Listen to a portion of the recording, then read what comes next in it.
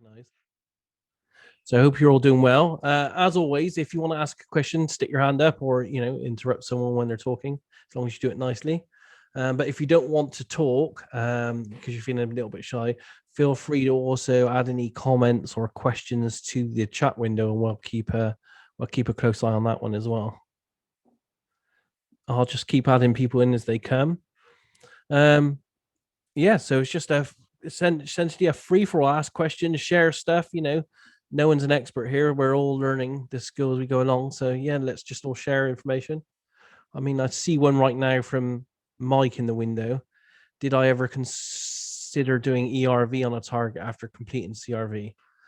For me, no, because ERV for me would be going backwards rather than forwards. ERV is pretty much like the not spontaneous, but the kind of esoteric type traveling I was doing psychically before I found CRV, which for me was a bit not spontaneous, but a bit out of control. That's the good words for it.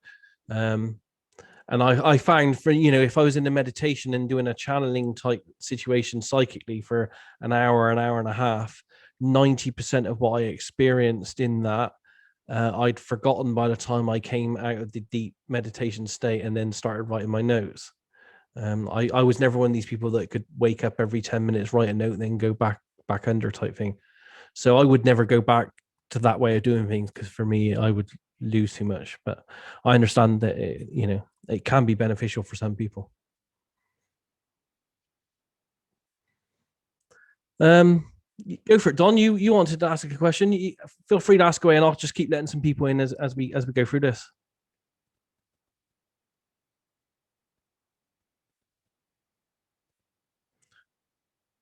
We can't hear you at the moment.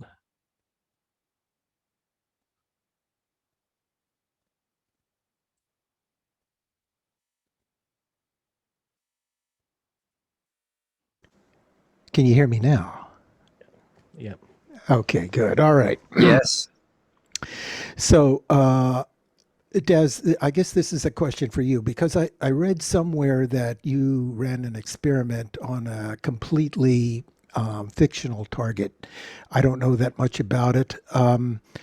There was some other chat in another group about Farsight and what they're doing, and like this brought up this whole notion of, well, if you send remote viewers out to something that's imaginary, they're going to report on this imaginary thing and without even knowing that it's real. Is that right? It can be the case, yeah. If you haven't seen it, the experiments that I did and other experiments I found are on my remote viewed website in the news section in the blogs. But essentially, it all kicked off for me when it's got to be about 15 years ago now. I did a target for HRVG. And it wasn't just me. I was one of the viewers on it. It was interesting because back then everyone was a bit more friendlier than they are now. I know that sounds a bit weird, but they were, and it was a project that involved CRV students and HRVG students and SRVG students. So it was quite good. And in fact, I was on it. Courtney Brown was on it. Several other notable viewers were all on the same project, and it was for Farsight, not for Farsight, sorry, for HRVG. And it turned out to be what they called Tanner Dam, and it was a dam, a location that Dick had been thinking about for 6 months and kind of envisioning it in his head. And he envisioned the people that would live there, the jobs they were doing, the dam itself, the location. He really put a lot of thought and attention for months on end into building this thing in his mind about what this dam would look like. It had a second part of the target as well, which was assigned to something else, but that's kind of irrelevant to this situation. So the target really only existed in his head, other than he did also describe what he had envisioned in his head to an artist, and an artist did do a watercolor of the dam, but based on his imagination. So there was a feedback picture of such. And all the remote viewers across every discipline described a dam with water high up in the mountains, exactly as Dick had envisioned this. And that played on my mind for 10 years or more because I couldn't, I just couldn't get out of my mind. It's like, how can this be possible? So I set up my own experiment where I created a UFO event in my head, and I didn't have any artist rendering or anything. And I set that as a target on Facebook to some anyone that wanted to do it on the Facebook group. 10 people applied to do it. Bear with me a sec while I let these in. And all of them described the exact same triangle shaped UFO that I envisioned in my head. Yeah, in great Okay. detail. And they Okay. didn't. And they didn't realize when they were doing it, and because I asked them questions on this afterwards, they couldn't differentiate between that RV session and any other RV session. It felt as real as any other RV session they'd done. Okay. So this brings me, I guess, to my next point, which is, can you create a tasking that determines whether the target is real or imaginary? Possibly, yeah, like you would do that with use of words like go to the optimum real or existing target only in the keywords for the for when you're setting the target. But really, to be honest, if the person it has an intent that's strong enough, a belief system that's strong enough, they could probably hijack you and make you just report what they want to hear in the data anyway. That's why feedback is critical to remote viewing, really. Can I So butt in briefly can, there on the topic of can tasking? I just Just to answer your continue question. on? Yeah. Go. All right. I'm sorry. Go ahead. There's two people that I know of doing something like that. One was Fabian Rush, who's on here sometime, who was doing, I don't think he's here tonight. He was doing an experiment with this Facebook group where he had the same object. He had a mobile phone, was the example he gave. Then he had a digital image of a phone and then an imaginary phone that was just in his head. And he gave out targets for all three to his group. And he said the preliminary results were that the viewers could differentiate between them, but they were trying to do that. They were expecting to be looking for that. The other one is John Vivanco, who I can't remember what video it's in. He's given a talk about mysteries projects he's done, and it had a really great example of some tasking in there that was it was a thing that there was a lot of conspiracy theory and woo-woo ideas about, but the way he tasked it was describe where this thing came from so that we can understand whether this woo-woo explanation is true or not, what really happened, and got back that it was a totally mundane, boring thing. So it definitely can be done from that point of view. Okay. Yeah, the question that I was going to ask is, if viewers cannot determine the difference between real and imaginary, does that mean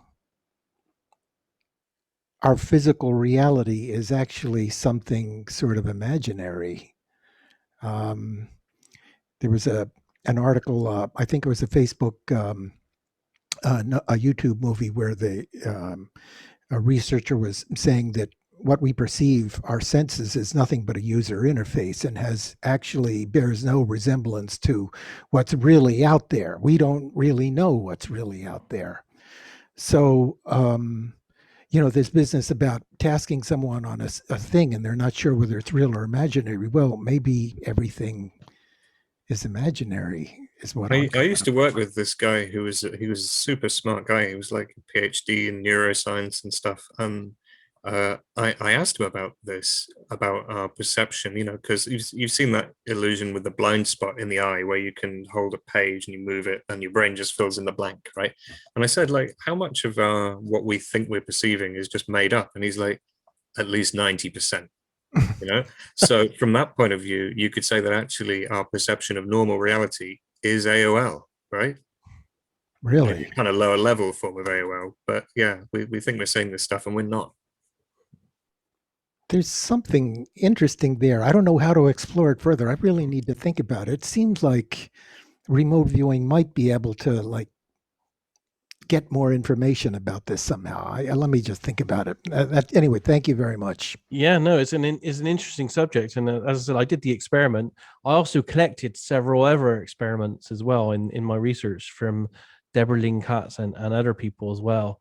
And that's I've got the documentation on that as well. So it's not just me and a few others that have done this imaginary target, and viewers have picked it up. It's it's other people as well. And it leads me to the question on the non-feedbackable targets. And you know yourself that I've done quite a few for Farsight and Courtney Brown in the past.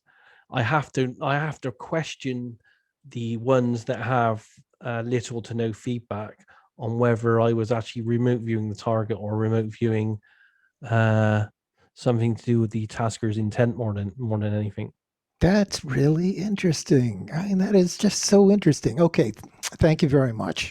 I think we all have to, and as remote viewers, because we don't know the mechanism yet, I think we all have to be consciously aware and be ethical in telling people that if there isn't sufficient feedback, then essentially all bets are off, really, because you don't know where the information is coming from and you don't know how to validate it.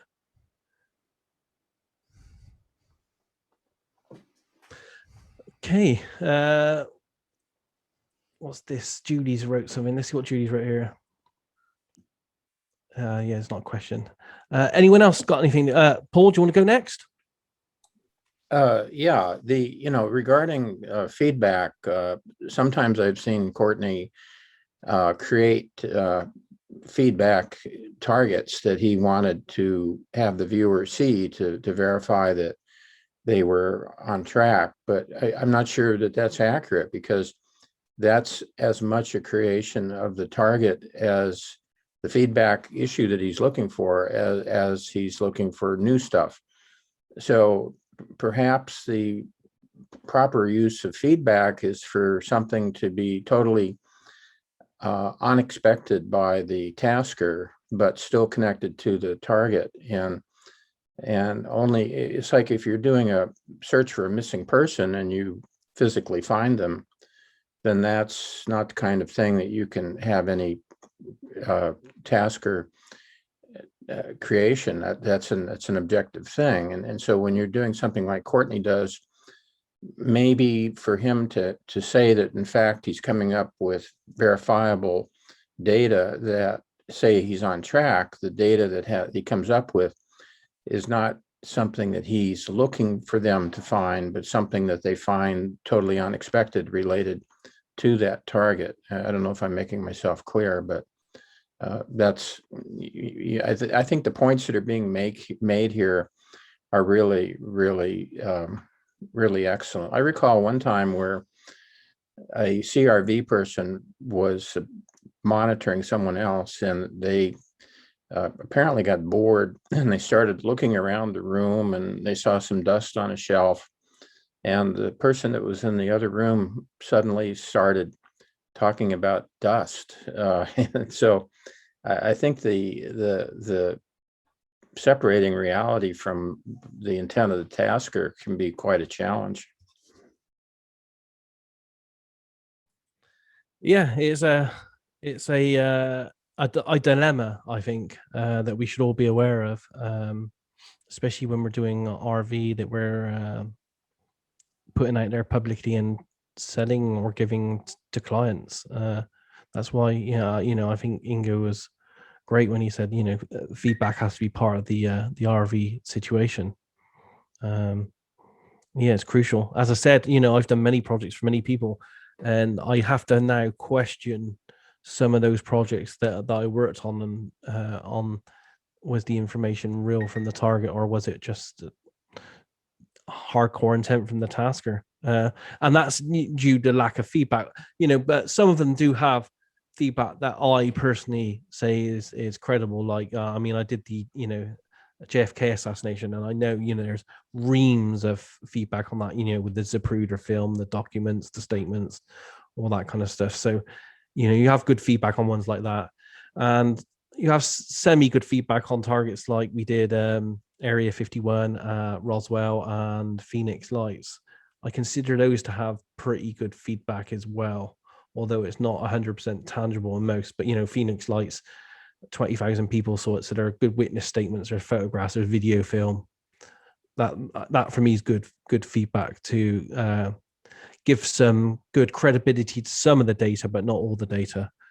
But yeah, some of the targets I've done, and not just for Courtney, for other people as well. But I did some targets for Courtney which were far off planets, I think Iapetus or something, and I could never find any feedback that could determine what we saw on there. So and like another one was, I think, the Hitler one. I'm not so keen on that one as well, because we don't have too much right now on Hitler's state of mind. I mean, we kind of know he was a bit of a psycho and stuff, but it's not, for me, that's not solid feedback, not enough. Yeah, so all I say is just be careful. Just because someone says they got information with remote viewing, question everything, question everything about yourself, everything you're doing. We don't know the mechanism. I'm not saying telepathy is always involved, but I do think telepathy can be involved in the remote viewing process. And I think I'm coming more to the conclusion that the RV process is almost conscious and alive, and likes to play tricks on us, likes to keep us guessing, doesn't want us to know the mechanism behind remote viewing for some reason. Yeah, so just keep that in mind as well. Russell, you're up next. Yeah, to what Paul Cosby just said, I can tell you two incidents that I personally witnessed. One was very interesting. Paul, for his courses, does a session in front of the students, so you can see him work. The students pick the session, and then they give it to Paul's assistant instructor, so it's double blind. The assistant instructor just gets the coordinates that the students give. So Paul was doing a session and being very, very accurate. All of a sudden he goes, AOL pomegranate? And he looks up, he goes, what? I've been doing this for 40 years or whatever, and I've never had an AOL pomegranate. And one of the students was drinking pomegranate beverage just before, and how shall I say, had a little aftertaste of it come up, and right at that instant Paul got an AOL of pomegranate and even made note out loud of how unusual it was. And then the other student asked for a break to talk to the assistant instructor and then go outside and explain it. And so that was very interesting. Somehow in Paul's process, he picked up directly on that pomegranate. The other one that I found interesting happened to me. I was doing a tasking that Pam Coronado had issued, and it was a closed missing persons case with feedback as far as where they were found and how they went missing, etc. And so my session was 100% off, completely off. And then when Pam, she does her review of your sessions live every week. So the homework assignments, you get to watch her review yours and everybody else's, which is fascinating because there's so many different modalities being used. You get to see how other people work, and you get to see psychics with no process do exceptional sessions. But anyway, so she's like, oh, and wow. And then she said, this corresponds exactly to the case, open case, that's weighing the heaviest on my mind right now.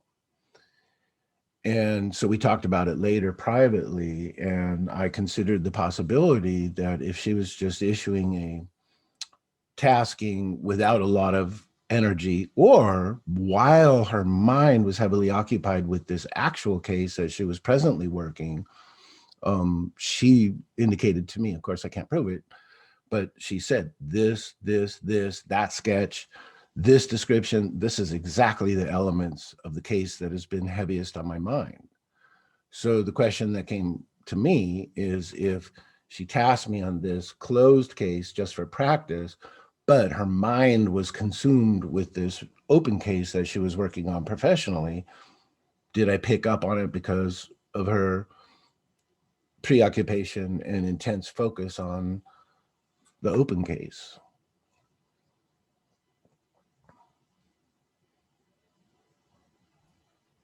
It's an interesting one. What do you think? Do you think you did? Well, I can't say. I didn't see any feedback Mm. on the open case. All she Okay, did yeah. was say the card that I had drawn, a couple of my AOLs, and then some of my S4s. Yep. And I can't remember, but I think there was one other sketch. She said they were the exact elements that she had been working on. So it's I have no reason to distrust Pam. Yeah. My belief is that's 100% entirely possible. Yeah. Even to the point, like in Paul, when Paul was training me how to do some tasking. And actually, I don't know if you still have it on your Target Monkey, but you used to have a little comment on your Target Monkey, something to the effect that you had put some intention into the tasking. Do you remember that? Yeah. And so myself, when I'm doing a tasking, I make darn sure I have nothing else on my mind, nothing significant going on in my environment, and I intensely focus on the tasking with the deep intent that the viewer be successful. Yeah. So I try on purpose, and a good part of that came off of that little comment you used to have on Target Monkey, where I want really super duper clear intent on that target and that target only. Yeah. To the point that if I'm going to create another target, I'll put some time in between, just like I would put in between sessions. Yeah. So I believe it. I think whatever is most intense in a tasker's mind is definitely, I mean, even research showed it's just going to have some effect. Yeah. Yeah. And if I were sitting there, totally upset about, let's say a tree fell on my house, and then I decided to just whip out a target for someone, could they pick up on a tree falling on my house? I've never had that happen, but I believe it's possible. Yeah. Yeah. I'd like to comment on what Russell was talking about, if I may. I just recently was involved in a remote viewing tasking where all of the viewers did really well and one didn't. And that viewer came to me and said, I did an improper tasking. And I don't know how to evaluate that statement. I mean, I guess there's something about a tasking and the way that you receive it. Some people can task targets really badly. I have a system of doing it. And I did write an article on it. I put out a thing of how I like targets to be tasked to me. Just that might be worth a read. And it's not saying it's the only way to do it. But the thing is, I've had, because I've been tasked thousands of targets, hundreds by people. And even in crypto viewing, because they're not experienced remote viewers, they get the tasking wrong even now, 3 years later. Because you really need to be a remote viewer to understand how you want the tasking. But some people, where's some that people, write up, Daz? Sorry, where is that write up? How you? It was definitely in an issue of 8 Martinis. I'll see if I can find that out and put the link in the chat window. Okay. It's just something I wrote on how I task targets. But I've even changed it up even more now. Like when I task a target, and I can show you one actually. This was for a recent project. So I guess can you see my screen okay there? Yes. Let me get rid of the chat window. I can make this a bit bigger if I can. So this is the target I did for Hellfire Club. And this is an esoteric target. So I give the target a number. And then I have a 3-part thing where I say what the focus is, and then I give it the exact day and date if I can, and what the event's about. and I give them a direction. Bear in mind, they don't get to see any of this. It's just all on paper. And then what I do now is to make it absolutely clear on what my intent is. Every time I set a target for someone now, I actually record what my intent is and what I expect to see at the target, so that afterwards we can evaluate if my intent had any disruptive effect on the target, or if it's a real occurrence or not.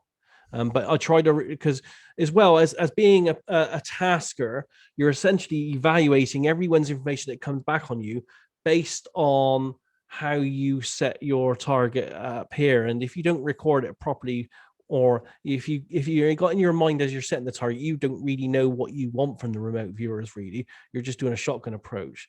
You can guarantee that that's the type of information you will get back to you.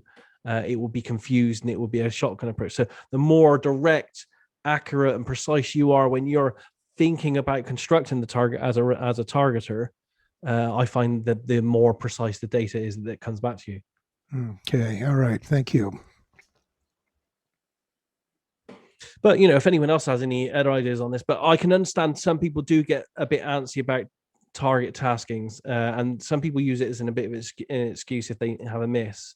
But target tasking was quite a big thing within the TRV Ed Dames group type situations. You know, they were every single word in the tasking is precisely put in there for, you know, what they call optimum data retrieval and stuff. Well, not only just the wording, right, but you like almost specified it in several different ways to make sure you were getting what you wanted, which that's the first time I'm seeing that. That's interesting. I always do it that way because, for example, and you know, the guys in CryptoView, and one of the guys that gives us targets, I love the guy, he's fantastic, but he's not a remote viewer. So sometimes he'll set us a target and it'll be, you know, it'll have the target tasking on it, XXX123, and it'd be the viewers to move to this location and describe the location. The viewer then would describe what's going on down the street from this location. The viewer will then go here. So there will be 4 different things on one sheet of paper, 4 questions that they want us to do as remote viewers. And I find with taskings like that, because their intent is that they want 4 different things, as a remote viewer, we're just all over the place trying to report 4 different things all at once, all in one remote viewing session. I find it's best, even if you've got a really complicated target, to only do 1 question tasking, you know, in your remote viewing, because you can always send them back with a different question and a different tasking later on. So try to keep it to one thing that you want to know about, and not a scattergun approach in your tasking. Okay, thanks. Judy's up next with her hand up. Yeah, I'm interested in the way that you use the terms tasking and intention, but also that we know from when we're viewing that if there's something that takes our attention without us even realizing it's not the task or intention, that is where we go.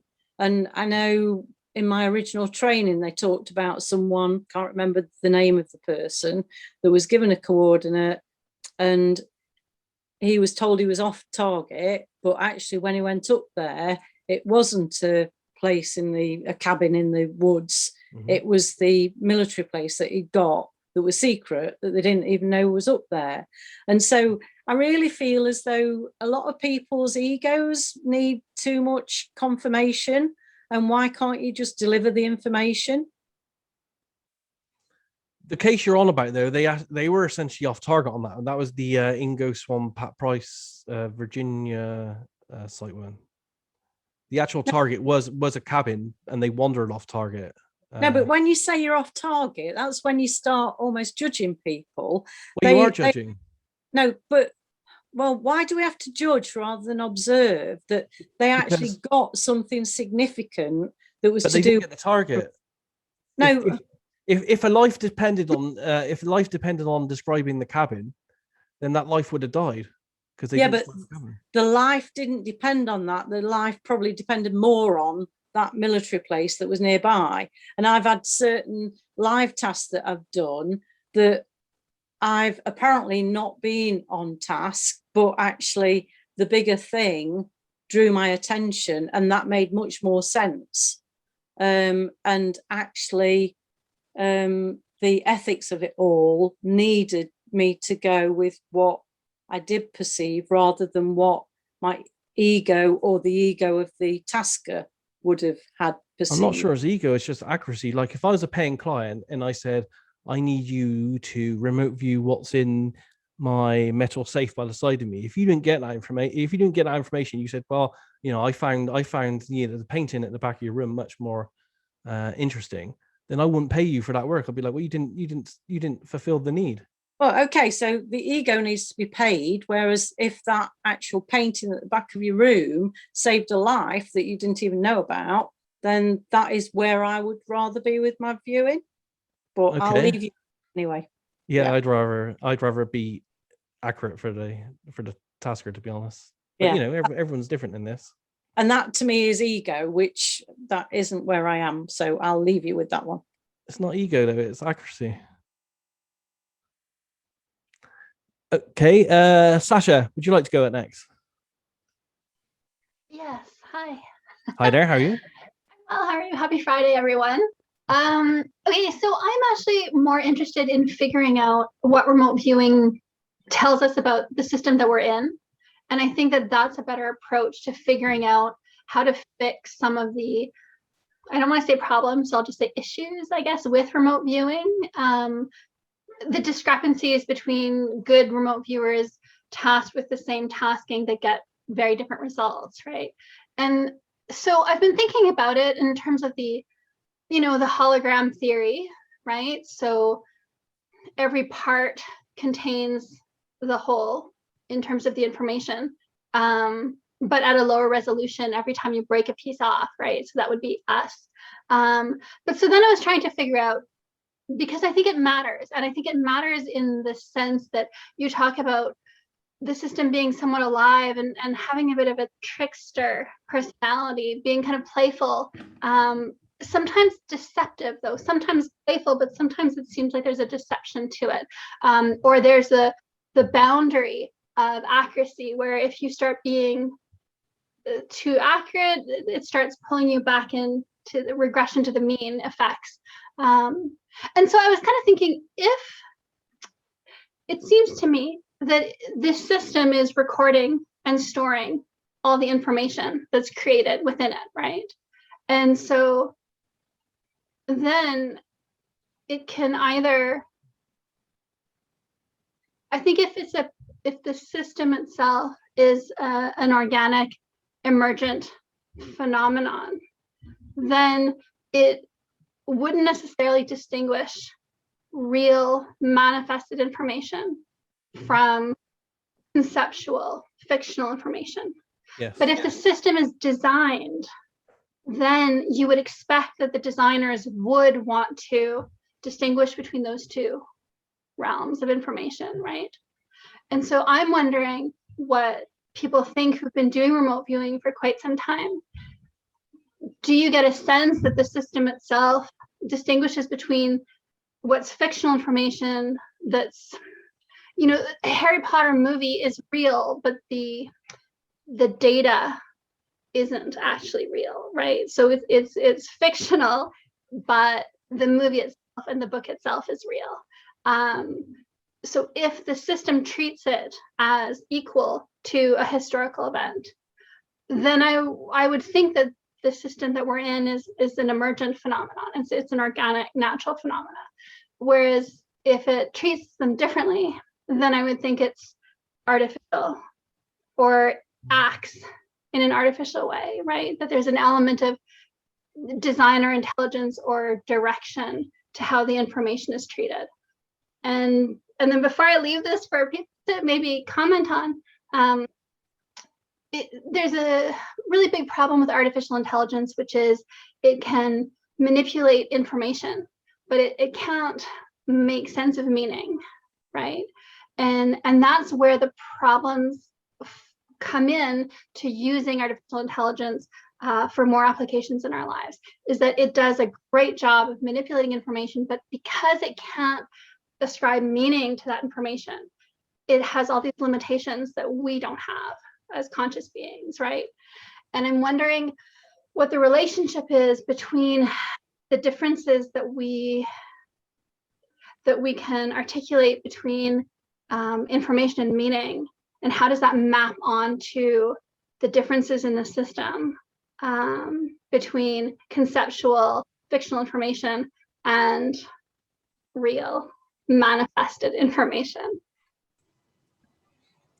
Well, they're big questions. I think the problem we have is it's hard for us to determine if either of those things are happening because we have a bandwidth problem. I don't think we have.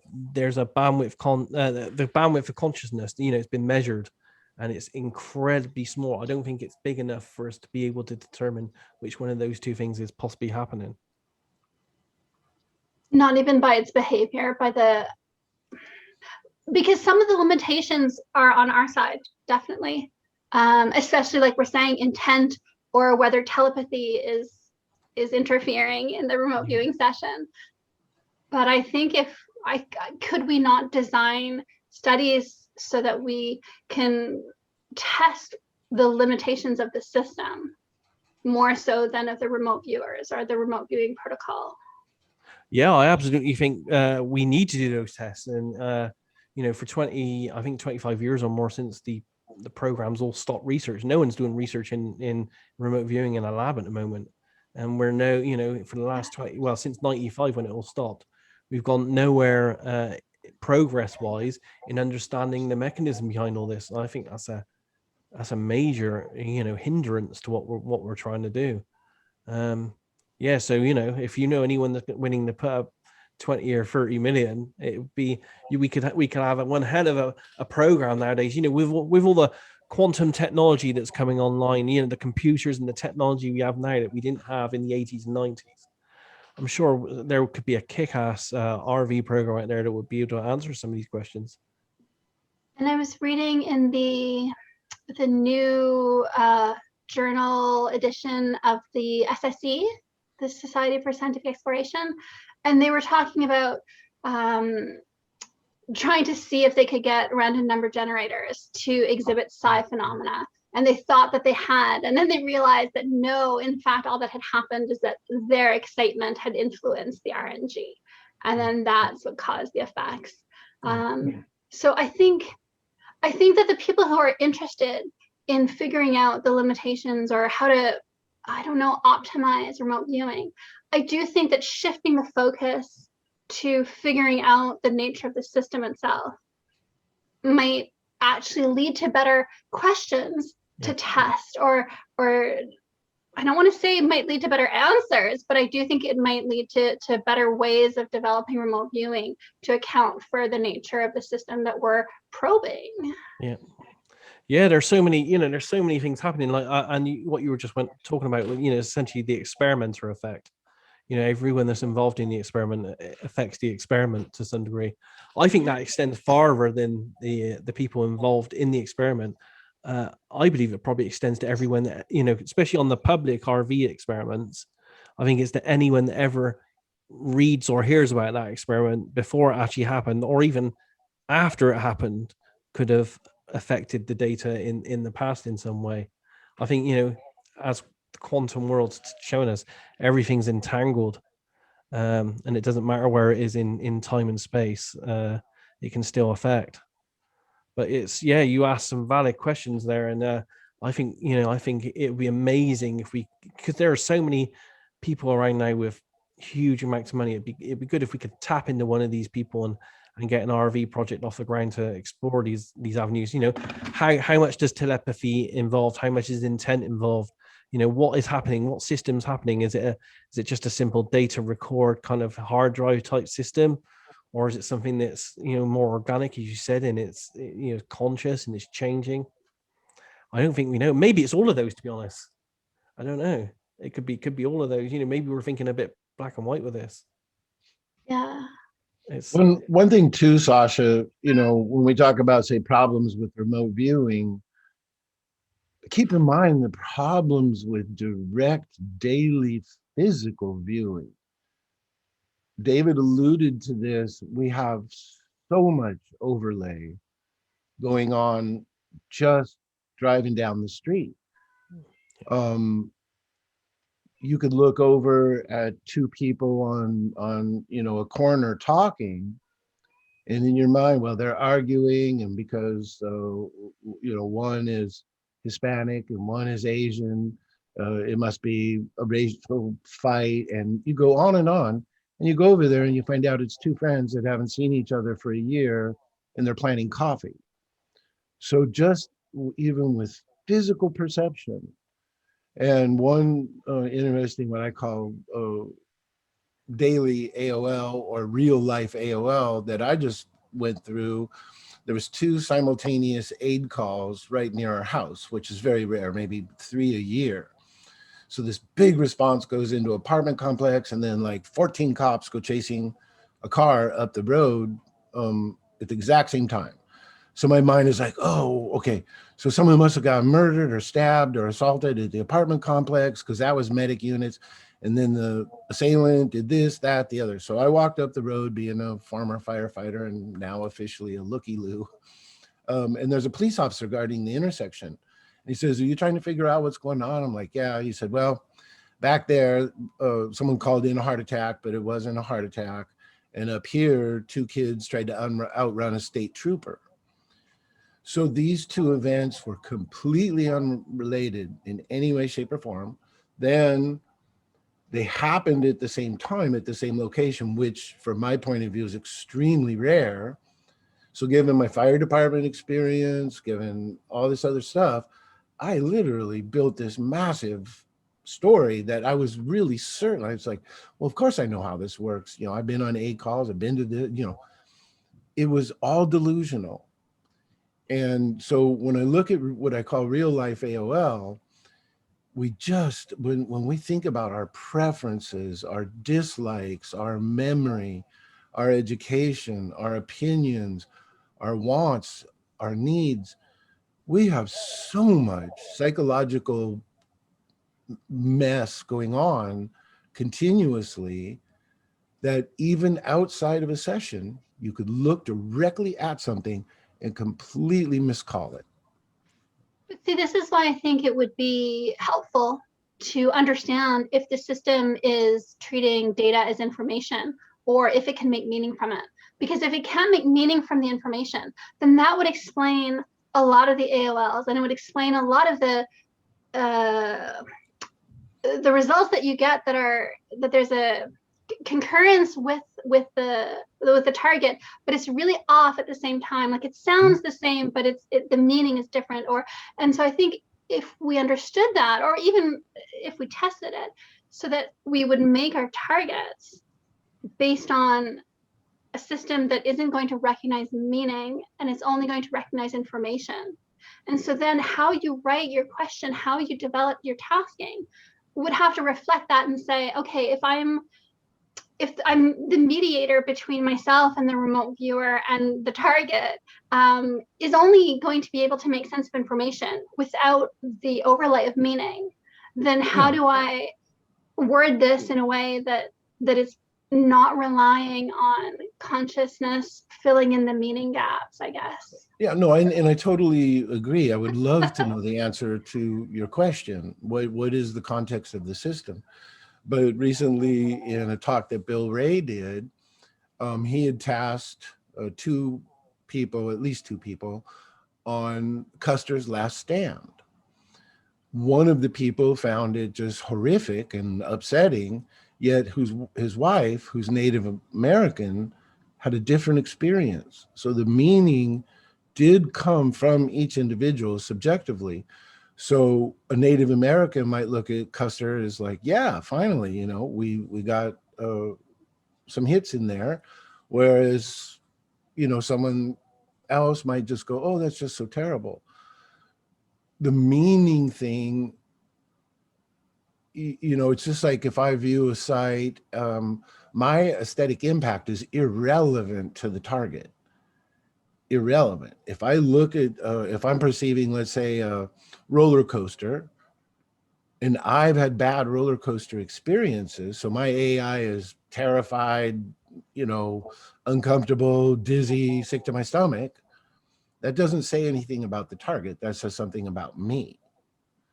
Now, when I get to the EI column, again, I could be perceiving something. So let's say there's a person, I'm perceiving another person at the roller coaster, and they're scared of roller coasters. So now we have an EI of afraid and seasick and dizzy. Their interpretation that I'm picking up on has nothing to do with the roller coaster either. So in those columns of, or in the category of AI, the column of EI and AI, and then intangibles, those kind of cover. Tom McNear To recently. clarify, though, I'm not suggesting the differentiation that I'm making between information and meaning. I don't mean the meaning, how it's meaningful to us. I mean yeah. Oh, no, I understand. Right, like I think that there's a a differentiation between saying here's this raw data and then here's the meaning. And I think right, right, and not you're necessarily saying, the meaning to me in terms of the emotions or right, or the biases, but just you're rather saying maybe there's- the context that it's embedded in. Yeah, no, And I yeah, agree. anyway, sorry. I would love to know the answer to your theoretical experiments, because you're correct. Yeah. If we could define those things, that could make a big breakthrough. I'm just saying in our current state, so if we kick all the way back to whatever the source of this universe is, or the space that this universe exists, the space that the physical universe exists within, is it assigning meaning would definitely be something. So is the entire cosmos upset when a squirrel gets run over? I am, if I'm driving down the road and see it, but the universe in its totality might not, so your questions are exceptional. I'm just trying to say, sometimes we pick a little bit on remote viewing and its gaps or its problems or issues, as you put it. Let's keep in mind, wide awake in the same room, we can have the same kind of misinterpretation of events, and that was kind of where I was going.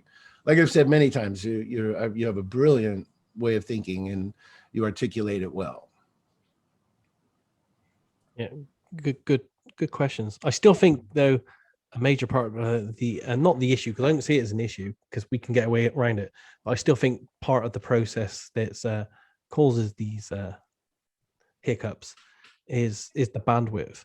It's like if you're trying to watch a YouTube video and your bandwidth is really low, I guess all of us have done this at some point. You can hardly see everything on the screen; it's all pixelated. That's what remote viewing is like. Whereas, we would really like it to be in the full HD experience where you can actually make out everything's going on the screen. But that's not just the case. The bandwidth is so low. It's like watching that YouTube video at the lowest resolution possible. And it's only after watching it for an hour that you can really start to understand and discern some of the shapes that's going on in the fuzziness. And I think that's the RV process, because the bandwidth. But again, I think I'm looking at it too simply. I think it's a combination of loads of different things going on. That's why I'm starting to think that it's the universe is conscious and it's alive and it's interacting with us. And every time that one of us thinks we may have the secret to remote viewing, it laughs in our face and says, "Okay, I'll throw you a wobbler and make you think down a different route." But it's quite interesting. Yeah, I guess it keeps it interesting. It keeps it interesting for me anyway. Because if we did know the answers to this, then it might get boring fast. But great questions. Who's next? No one's got their hand up for a question. Has anyone else got anything they want to add? Yeah, go for it. Romanis King. Hi there. Hiya. It's a couple of things here. Do you think that other psychic abilities, not I'm specifying that RV viewing is a psychic ability, but obviously there is a massive parallel between it. Do you think other psychic abilities have similarities and have connections, and this is why we get confused when we are remote viewing? I spent my good part of my life doing what I call the classical psychic techniques before I found RV, clairvoyance, mediumship, channeling, and what else? Tarot, TD reading, Swann reading, pretty much everything out there I tried. They're exactly the same as remote viewing. The data feels exactly the same, other than choosing to be a remote viewers and doing remote viewing. We're deciding to do what we work, the process and way we work, in a more scientific manner. So it's doing anything psychic, to be honest, but within a set framework of protocols that try to make it more scientific, so that we can try to determine that the only source of information could have been through intuition alone. And that, those protocols are, it's always planned, it can't be spontaneous, you always record the data, you're always blind, no one's in the room or the vicinity with you who knows anything about the target, and hopefully you have a certain amount of feedback that you can then go back through your data and assess its accuracy to see if any intuition actually took place. So that's roughly the rules that we work within, and any kind of psychic process working in within those rules can be classed as remote viewing. Yeah. To be honest, I don't care how people do it. If you want to stand, if you want to read the entrails of a duck like they used to many hundreds of years ago, if you do it within those protocols, I'm fine with that. If you can give me good, accurate data, I work with people all around the world, and I don't care if they use CRV or whatever method they want to use. It's all about if they work within those rules and they can prove to me that they're getting good data. That's all I need to know. Any method they want to use, tarot cards or whatever, speaking to dead people if they want to, as long as they get me the good data, then that's all that matters, really. So there is definitely a connection between you all. Yes. Excuse my cat whinging in the background. That's okay. The other thing is, when you're doing remote viewing, do you get other senses, like you feel the wind, you smell things, you sense other things within the remote viewing? Yeah, everyone's different within remote viewing. All I can tell you is how it is for me. And I record data from all the senses. So taste, touch, smell, temperatures, all that. I record all that, but I don't actually, like when I'm recording it on the paper, I say to myself, okay, if I'm at the target, what would it smell like? But I don't actually smell that sensation. I just know within me whatever word is appropriate for me to write down for that. And it's the same with everything else. So if I say to myself, okay, I'm at the target, what's the temperature like? If I write down hot, I don't actually feel hot in any part of my body in any way. I just know that hot is the appropriate word that's relevant for that target, so I write it down. Other people say that they may smell, see, and hear things. I very rarely, if most probably, do not do any of it. It's just internal, really, really, really subtle feelings that you have to learn to trust rather than anything else. And that's all RV is in the end. And I tell everyone this all the time, it's learning to trust yourself and your internal impressions without doubt. When you get to the stage of implicitly trusting every single feeling, no matter how weird it is or how subtle it is, that's when RV starts to really kick in for people and become really accurate. But yeah, that's how it is for me. Other people might see, smell, taste, touch things. I can't, but they might. Another thing is, I've noticed on a few, I'm a member of a few of these type of events which are going on at the moment, and it always seems to come to the issue of money. How can we find money? How can we find treasure? I've got a little story about that, which is a little bit weird. My wife and I, like, we're into dowsing, we're into psychometry, we're into all sorts of things. I'm very interested in RV. I'm like very new to it, so this is a subject that I really would like to know more about.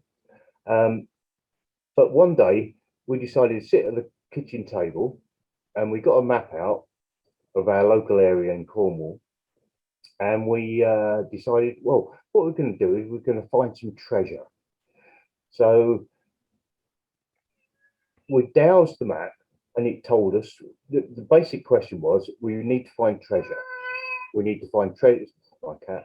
We need to find treasure which is accessible to us. We don't need to dig it. We can walk to it in Cornwall. It's got to be some, gold bullion, whatever it is. So anyway, the pendulum found this particular point. We literally turned the map over and we asked the same question, and it found exactly the same point. So then I asked a few questions, and this is where the remote viewing seemed to come in, because I was getting more psychic type ability coming through, whereby it was giving me questions before I had the viewing of it. So I had a question which come through, which was, I think, is basically what we do. And then it was things like, well, you'll find it up this footpath. It's to this particular place. You need to park here. You also need to walk down this path, and you'll see trees which have crossed. I know it sounds a bit weird, but literally trees which crossed. And we went down this path about half an hour later. We found this place. Bugger me, we found these trees which were crossed.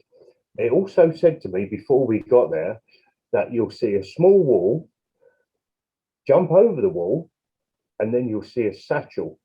And in that satchel, there'll be a box. So we went down there. There's the cross. There was a small wall. It was full of stinging nettles. So I jumped over it anyway. And being the man that I am, and I found a satchel. I was ecstatic. I could not believe it. It was one of them geocacher places where somebody had put all the stuff in there. Yeah, it was treasure. It was treasure to other people, but it was exactly where it was told. Yeah. Exactly where it was. And it was just like toys and little books, and you got to write your name in it, and Yeah. It was mental. Couldn't believe it. Sounds like a great story. Next time you might need to key yourself with valuable treasure or treasure of value to Well, me. yeah, but valuable treasure is waking up in the morning and breathing, isn't it? Yeah. But we do equate a lot of what we do with money. But that's because that's how society works. You tend to equate a success with people making money, selling services, and that kind of thing. It's not always the way to do things, but that's just the way people have a look at successes in our general society, really. Yeah. No, great to talk to you. Yeah, great. Thanks for sharing. Yeah. Okay, there were some questions in the chat window. Mike asked, have I done any interesting crypto card targets I can talk about? I'm just trying to think. Not anything too interesting. We've done some recently. We did one a couple last week called Bitcoin SV. And most of us, other than Edward, thought that it was a bit of a scam. And the guy behind it's a bit of a scammy type guy as well, because he claims the if anyone knows anything about cryptos, he claims to be the originator of Bitcoin, Satoshi Nakamoto, and he's just it just doesn't pan out. It just doesn't make sense. So so that was an interesting one, because three of us said, "Oh, this feels really dodgy, scammy. This is a dodgy person." And then when you get feedback and you find out who this person is, and he sues everyone because he claims he's Satoshi Nakamoto, and it does sound dodgy. So I don't know if that's interesting or not, but it was interesting for us at the time. Kevin asks, I've been practicing RV on and off for a few years now. I noticed a few times I'm spot on, sometimes to a lot way off. What can I do to increase accuracy? Well, that's a good question, Kevin. We're all at times off target. Touch wood for me, though. I haven't been off target massively for quite some time. All I can say to you from my perspective, and anyone else feel free to share it on this as well, is for me, it's just, the rules of practice. The more practice you do, the better you become. And the more luck, it's like the harder you work, the more luck you would have, kind of situation. Just practice. And again, it's not anything outside of yourself. It's learning about yourself, really, how you process information, how it feels as the information comes through you, and how you're interpreting that. And learning to trust yourself in the end. It's all about trusting yourself, and everything that comes through as being valid. Even AOLs are valid information. Don't think of them as a bad thing that you chuck away. AOLs, like, you've got huge amounts of information. You just interpret it and delve to that information in a slightly different way. One more here, a couple more Oh, here. Baz, can I say one thing real quick? Yeah, go for it. Yep. I see two hands up, and I apologize, but you said if anybody else, to that question, as one who has just completed training in understanding the structure, Daz is correct. It's practice, but it's also, there's got to be an honesty factor in there. And Paul, beat this into me painfully at times. If it's a miss, it's a miss. Call it a miss. Don't overemphasize your misses. So for instance, one target I was given was a very natural target in the middle of nowhere that probably can be considered very, very low entropy.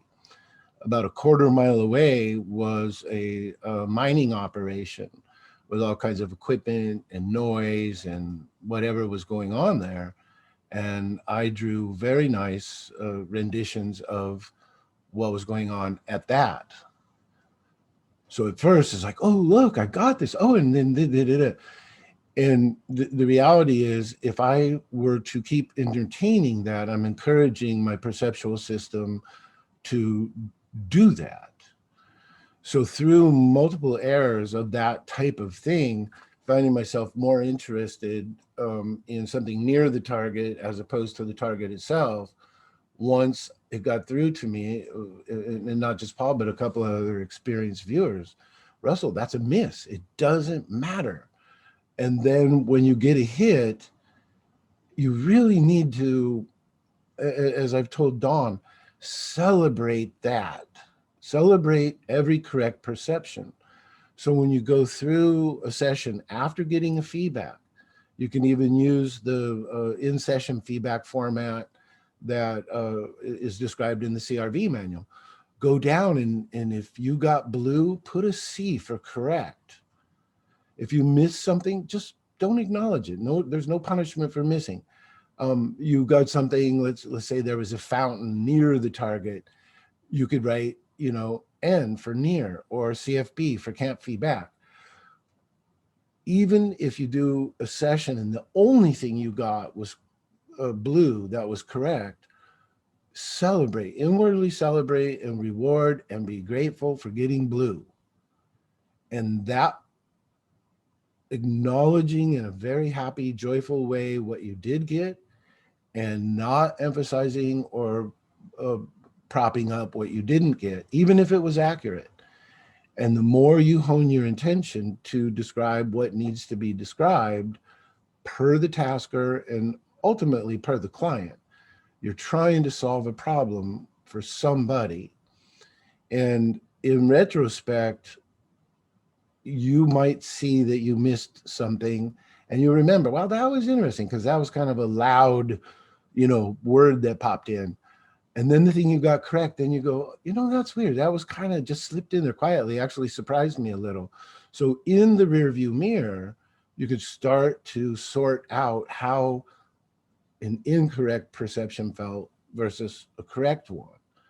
But no matter what, the honesty, the bare, yep, that's a miss. And that tells your system, don't do that.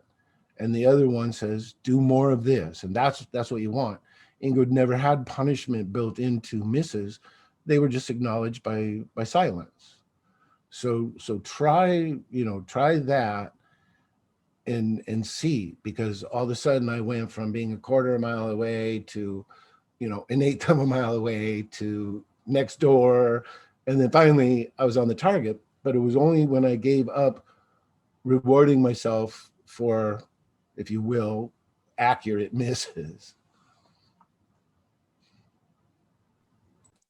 Yeah, that's great advice, Russell. I think we were all probably doing that in our early days of remote viewing. I know when I did my first year's worth of RV, if when I got my feedback, if I couldn't see any correspondence to my session, I would go out of my way to go on the internet and try to find everything I could just to see where I went off and try to find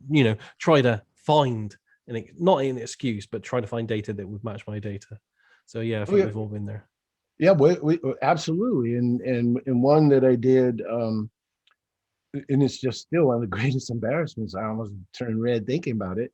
My very first homework after basic classroom that I sent to Paul was a miss. And I literally sent him a 4-page justification for the miss. I went to the actual live cam at the site. Well, I got the weather correct and this, that. And then I got to the point, well, yeah, there was some volcanic, materials in the area or whatever it was. And it's like, Russell, the entire globe had volcanism in it. Okay. So you can go anywhere and find a volcanic rock. And so I went to 4 pages. And after that humiliation, but then along the way, by like you said, being excited at first, like, whoa, Paul just said, okay, are you done proving to yourself this works? Are you done convincing yourself? And I'm like, I guess not. I mean, I'm so excited I got something right. And I realized, part of me is just in a state of disbelief and was excited at anything that was correct, even if it was a quarter mile away. And when he asked me that question, I finally realized, yeah, it works. Now do it right. Okay, yeah. And thanks I for that, actually have something to add to that question, if I may. So I think it was Lori Williams, if I remember right. She gave some really good advice that stuck with me, where if you're starting to get good data when you're practicing, when you're starting to get good data, stop. Because what she tended to find was that the subconscious mind was training you. So basically, and vice versa, where, if your subconscious mind is maybe getting bored of the target, it will stop providing data, knowing that you'll stop the session thinking you're done. So stop at the peak, and then you train your mind, hey, if you want to be done with this, give me some good data, and then I'll be done with it. And so that kind of stuck with me. I've not put it into as much practice yet as kind of like a A/B split test to see how it's impacted sessions yet, but I found it interesting. Excellent. Did you also have a question, Rich, that you want to ask? Yeah, not really a question, but something for Romanus King, based off of his story. So I wasn't sure how many people on here are familiar with the Randonautica app, but basically it's an app, and if I remember right, it uses random number generators to basically sync your intention up with a location within like a mile radius of you for something that you want. So you basically make the intention to see a deer or an owl or whatever. And there's on Reddit, there's been a lot of successes, and it might be survivorship bias, but there's been a lot of successes with it. And so one thing people have found is, let's say your intention is to find treasure. Well, it seems like the universe works kind of like lightning, where it chooses the path of least resistance to accomplish the intention that you have. So if your intention is treasure, and in the case of the Randonautica app, what are the chances that there's a buried treasure a mile away from you, especially where I live. So maybe it will take you to a sign that says treasure, or maybe chalk art on the sidewalk that some kid wrote the word treasure on. So I think it might apply in your case there, Romanus, of, you had the intention of finding treasure, and the universe gave you what you wanted, but so it goes back to wording, tasking, I think, correctly, and all that stuff. Sorry. You babysitting there, Rich?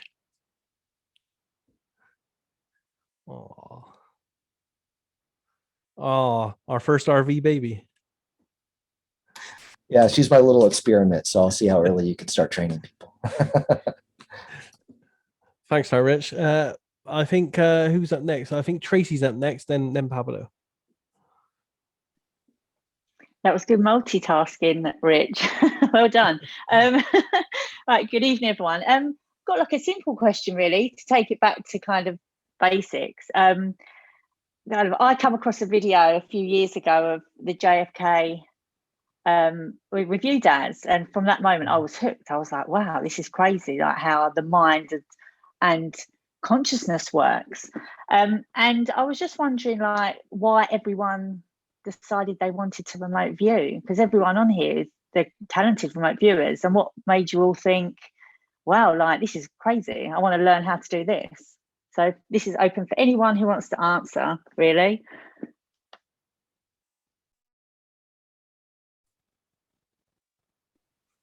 Who wants to go first? Hi, Tracy. What I can share? I can sorry, I can answer. For one moment I was switching back to Spanish. Sorry. So, Tracy, the reason I started with RV is I was doing research in physics. The person I was working with told me RV worked as a really nice, super powerful microscope, and that's how I started. So it was looking for a practical tool, and then I got into this bigger world that keeps expanding every time I keep researching a little bit more. So that's what I can share right now. Anyone else? Well, I guess I could say that I just saw this as one more experiment in life. You know, I was reading these books at an early age about ghost stories and, you know, these gurus and whatever, you know, that had powers and, you know, is it real? Is it fiction? You know, you don't know. You're just reading the book. It sounds pretty interesting. And then I heard about this remote viewing thing, and you know, it was an experiment. Really, I wanted to find out what would happen, and here we are.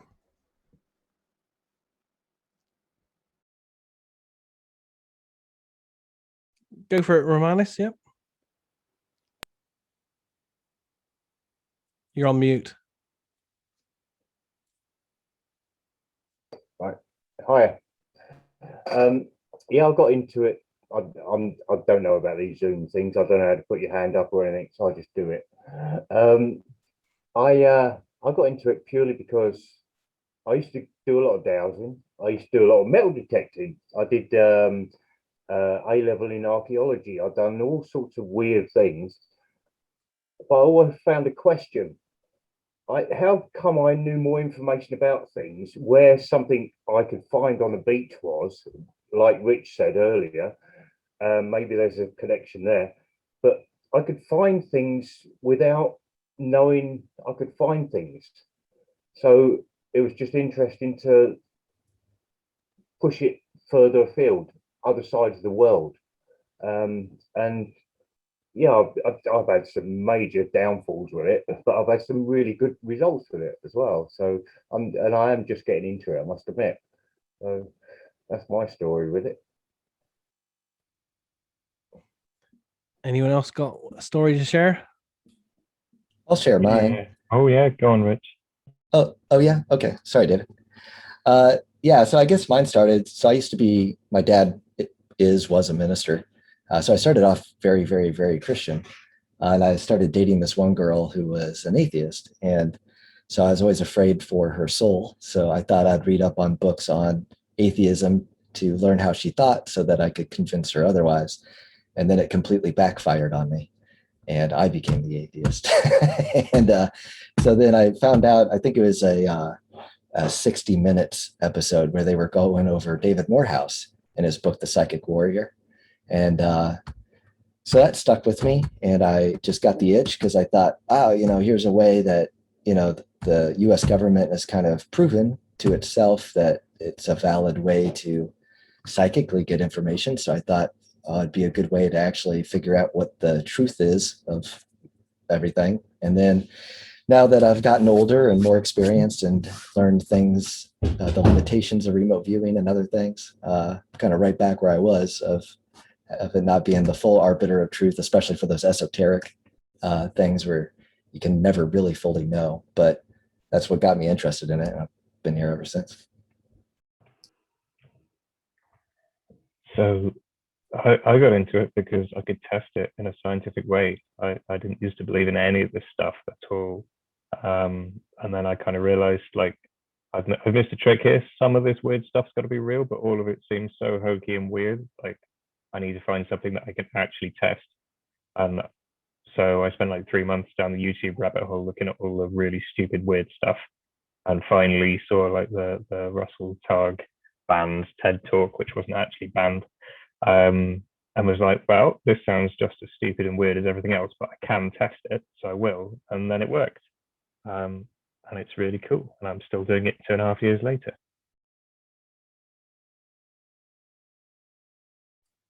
Excellent. Anyone else want to share, or shall I go last? Real quick, David, I'm sorry. Did you say 2.5 or 10.5 years? How long have you been doing it? Only 2.5. 2.5. Okay. Mine's just a quick one. It happened early age to me. I just started to tell my parents and my friends when things were happening. I used to live in a public house. My parents owned a pub from birth to the age of 16, and I started getting an urge to go up to people and telling them about themselves and telling them what was happening in their life and what was going to happen and what had happened. And I just thought it was normal. Got to about, I don't know, about 18 or 19. And then I used to get terrible urges. Urges, it sounds terrible. To actually approach certain people, especially people with certain conditions, medical conditions.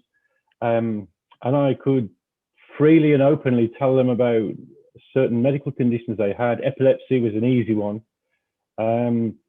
Certain conditions that you'd see the person and you'd know what they'd got, but then these reams of pictures would come about their life history, their events, and not as upfront, but what was going to happen. And unfortunately, it can be a hindrance as well, because like I told my mother when my nan and granddad were going to die, and they did very quickly afterwards. Quite a few tragedies. I move away from that now. I've learned to control that. But for me, it was about controlling it, and not just going off on my own I didn't listen to anybody else. I didn't want to be polluted by I heard other people's ideas. Oh, it's because of this, it's this. I wanted to follow myself and my own experiences, but not to have them, as I say, polluted by anyone else's. And RV gave me a way of narrowing that down and following a set of rules. A bit like being on a horse in a rodeo, just oh god, yeah, crazy, or being on a horse that's trained, got its sights set on one thing, and a lot more stable. So it helped me quite dramatically, and it also reduced the need to approach people, which some people are great, some people. But some people are like, whoa, no. I'm sure Daz knows this, because I've done some spiritualist church work as well, but that wasn't my thing. I mean, some people want to know, oh, tell me more, come on, wow, and I don't like doing that. That's a long time ago now. So the only time I do anything like that now is in RV. But I think for any RVer, the frustrating thing is when you want to know certain things yourself, you can't RV yourself, or you shouldn't. So it's sort of a bittersweet in a way, but that's my experience. Thanks for sharing that. Yeah, I know what you mean with the telling people. The last time I unsolicited sent some information to someone and it was remote viewing, it nearly got me arrested. Oh, yeah. And it made me a suspect in a serial rapist case. Wow. So don't go doing that, people. No. For me though, finding remote viewing was I say it was my destiny, because when I was 15 years old and I wrote a psychic diary back then for classical training, I literally wrote in the diary in 1985 that one day I would find a way, a technique that would allow me to time travel with the mind. And essentially 7 or so years later, I heard about remote viewing and then training it several years after that. So yeah, it's just always been on the cards for me. I think, one of my life goals, I guess. Pablo, you've had your hand up for a while. Would you like to ask your question? Absolutely. More than a question, Daz was sharing a little bit on experience in RV for overall discussion, right? So whenever I hear discussions like what Russell was sharing, right, whether my session is right or wrong, when I try to force it to be right, or everything. It reminds me of perception, right? You could have three people at the same spot trying to describe the same thing, and everyone will do it a little bit different. And if you got the usual one that is not paying attention to details, they will even change the colors or something like that. Then you got the real picky one and will tell something that no one else noticed. And from my own experience, I found out that RV works more or less the same way. Three more people can be reviewing the same thing, and you will get slightly different results. Some will be good, some will be bad. But again, the same viewer can be having a bad day, and that will also impact the quality of their extended perception. And I bring this up because this is part of something that has been discussed in previous series, or even Lynn Buchanan said it once, that we need to keep experimenting, right? And one of the ways to experiment with RB, I think is like what Ingo was sharing in his books and in his writings. You need to find out how you are working and use that as a reference and try to experiment over that. And I mean, what I mean by this is that, and sorry, I will go one step backward, but is that I found out that many people, when they find out about RV, they want fast results. They want everything to go really smooth. One day they already are getting, detailed drawings about everything. But that's not the way things work. We have a learning curve. It's like exercising. You can boost it up with a lot of drugs and everything else, but that doesn't mean you will get really strong. You may look strong. You may convince yourself that you're strong, but that's not the same way real life workout works, right? So, one of the key things that really kind of changed my experience is I got trained originally in TRV. And although there's a lot of experimenting done there, for example, what everyone was discussing previously about the targets and which words to use and how they turn out and so on, there was also a little bit of moving to a side that the role of the ideogram, trying to get a practical way of looking at it and trying to reduce the time you use in the ideogram and everything else.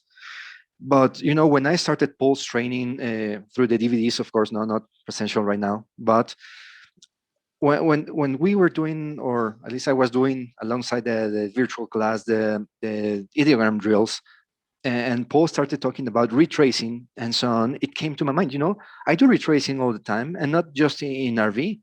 For example, when I had those college professors that were really crazy and wanted to torture you, and you couldn't even get a calculator to the exam, and you had to remember everything, you will end up retracing things, diagrams and everything in your mind.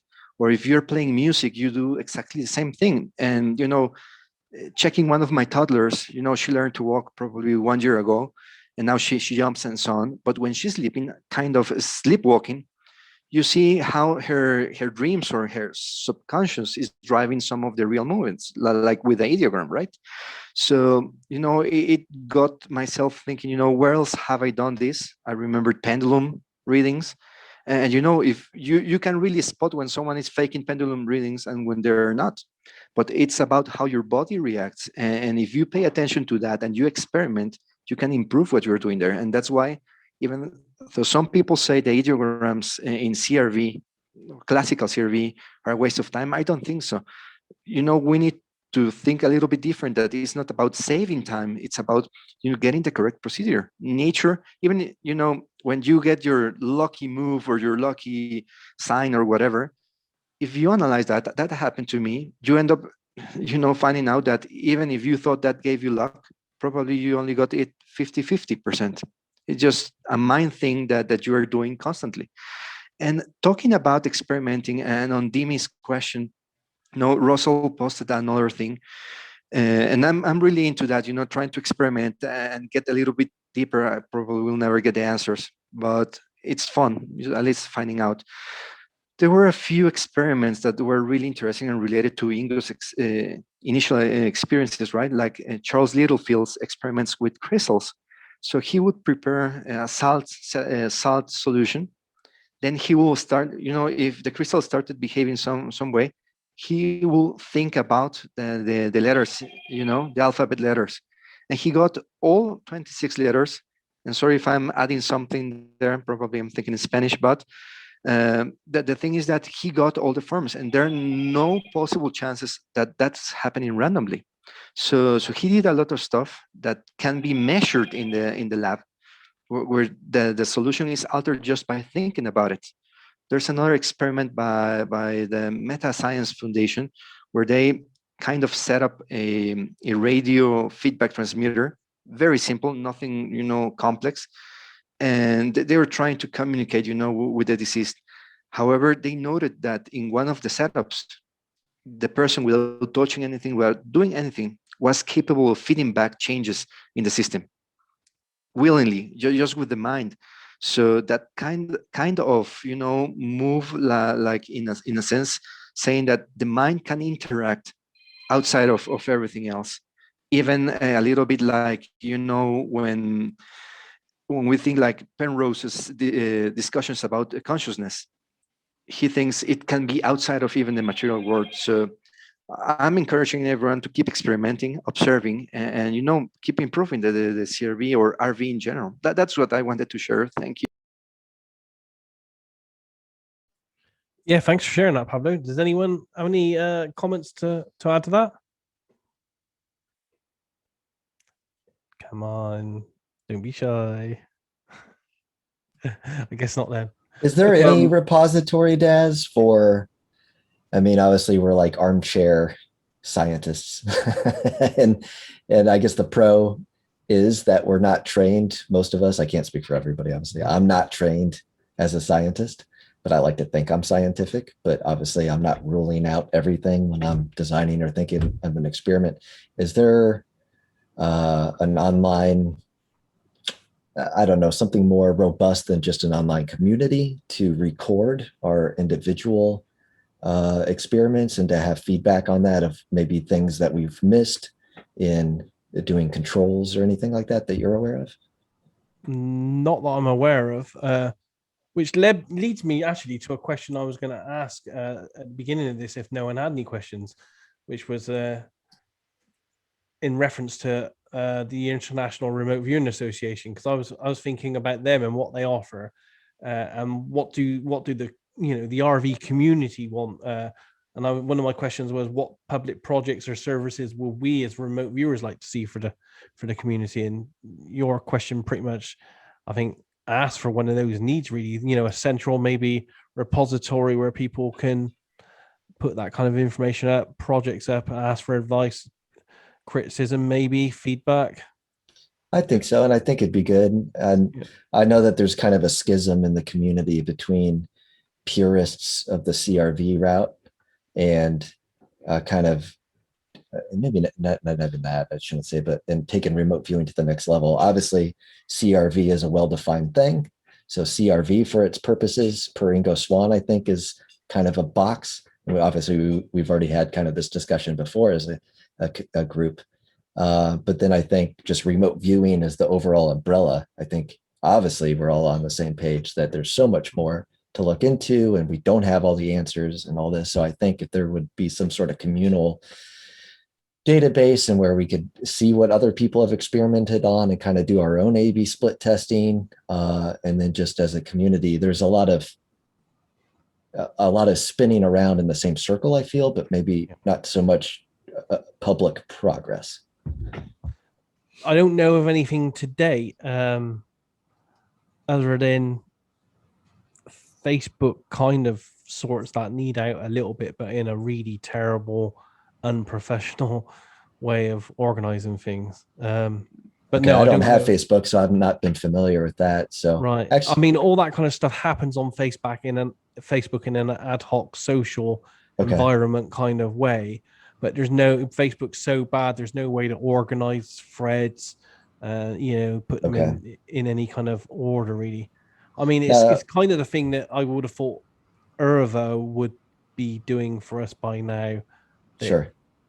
Isn't, and maybe that might not be their mandate. So all I can say is no, I don't know of any central place that does that.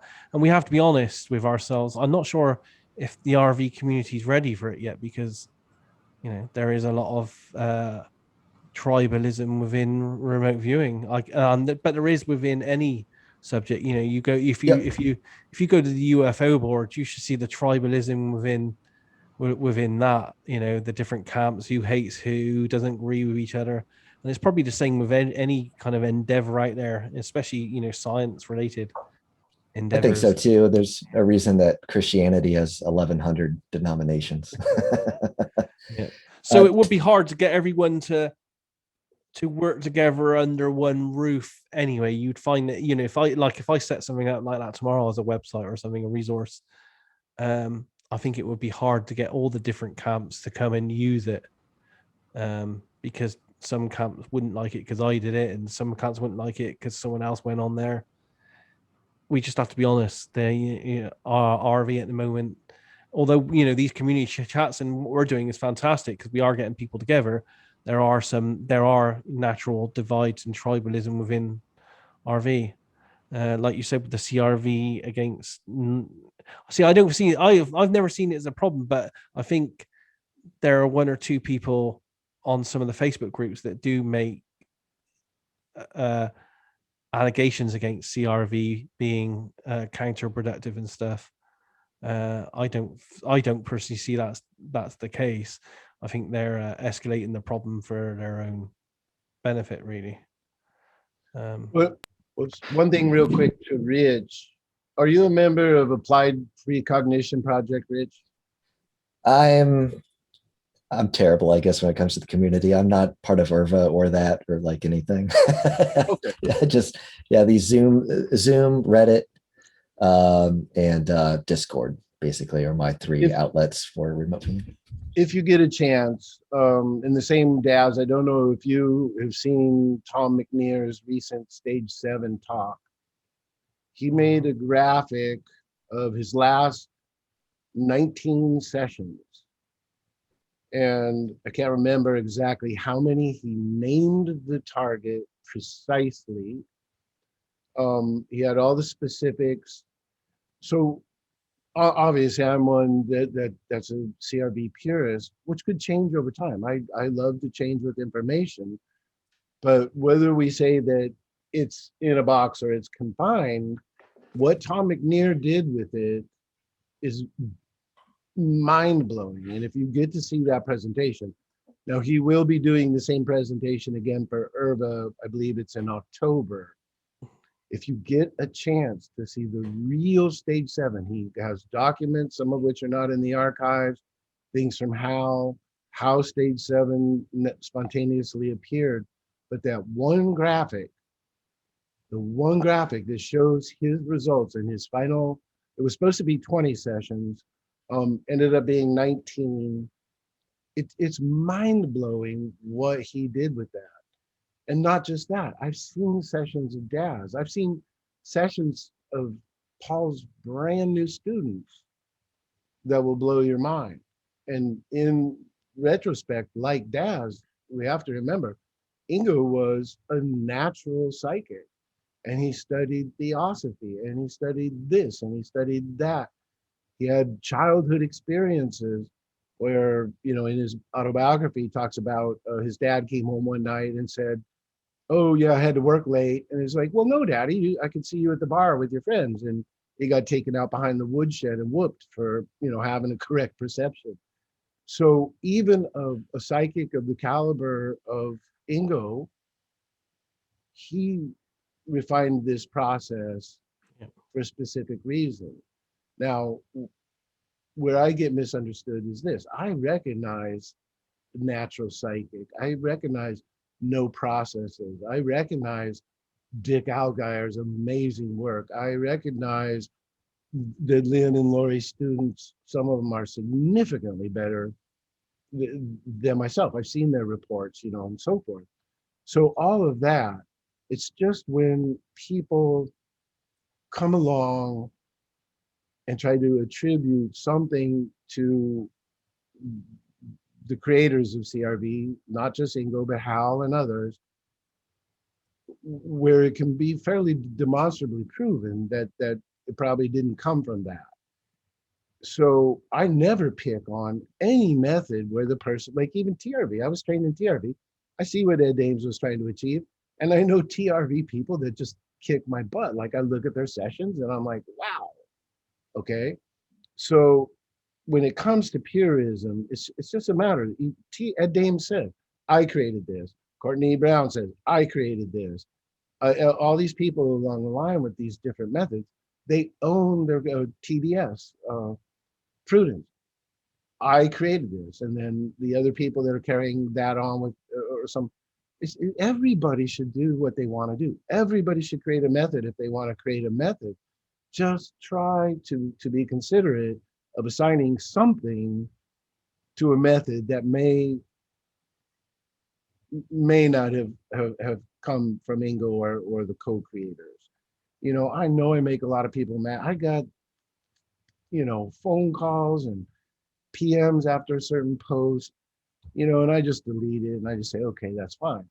There's no part of me that's trying to upset anybody. I've just simply chosen a path for myself. It's self-appointed. Okay, there's no, you know, righteousness or, you know, God-given tasking on this. I just think as much as possible, we should reconsider and return to some of the original stuff. That's it. I think it's needed, to be honest. I'm seeing some things go so far out into left or right field, you know, so you know, explore, create, but own your creation. Say, I took this from here and I took that from there. Ingo took the ideogram from the 1800s. He took this from there. He took that from there. He made a quilt, basically. He never said, I'm just the soul. This came out of me and me only. He participated in history and put something together and he claimed it as his. And that's all I'm saying. I just, you know, I get so frustrated sometimes. And look, it's my fault. I'm too rough, too direct, not very diplomatic at times and different things. But I'm trying to fight a stream of something, a tendency I see, where it's like Ingo's almost absent from certain camps of remote viewings, like he never existed. And anyways, I'm entitled to one tirade and that's it. Thank you.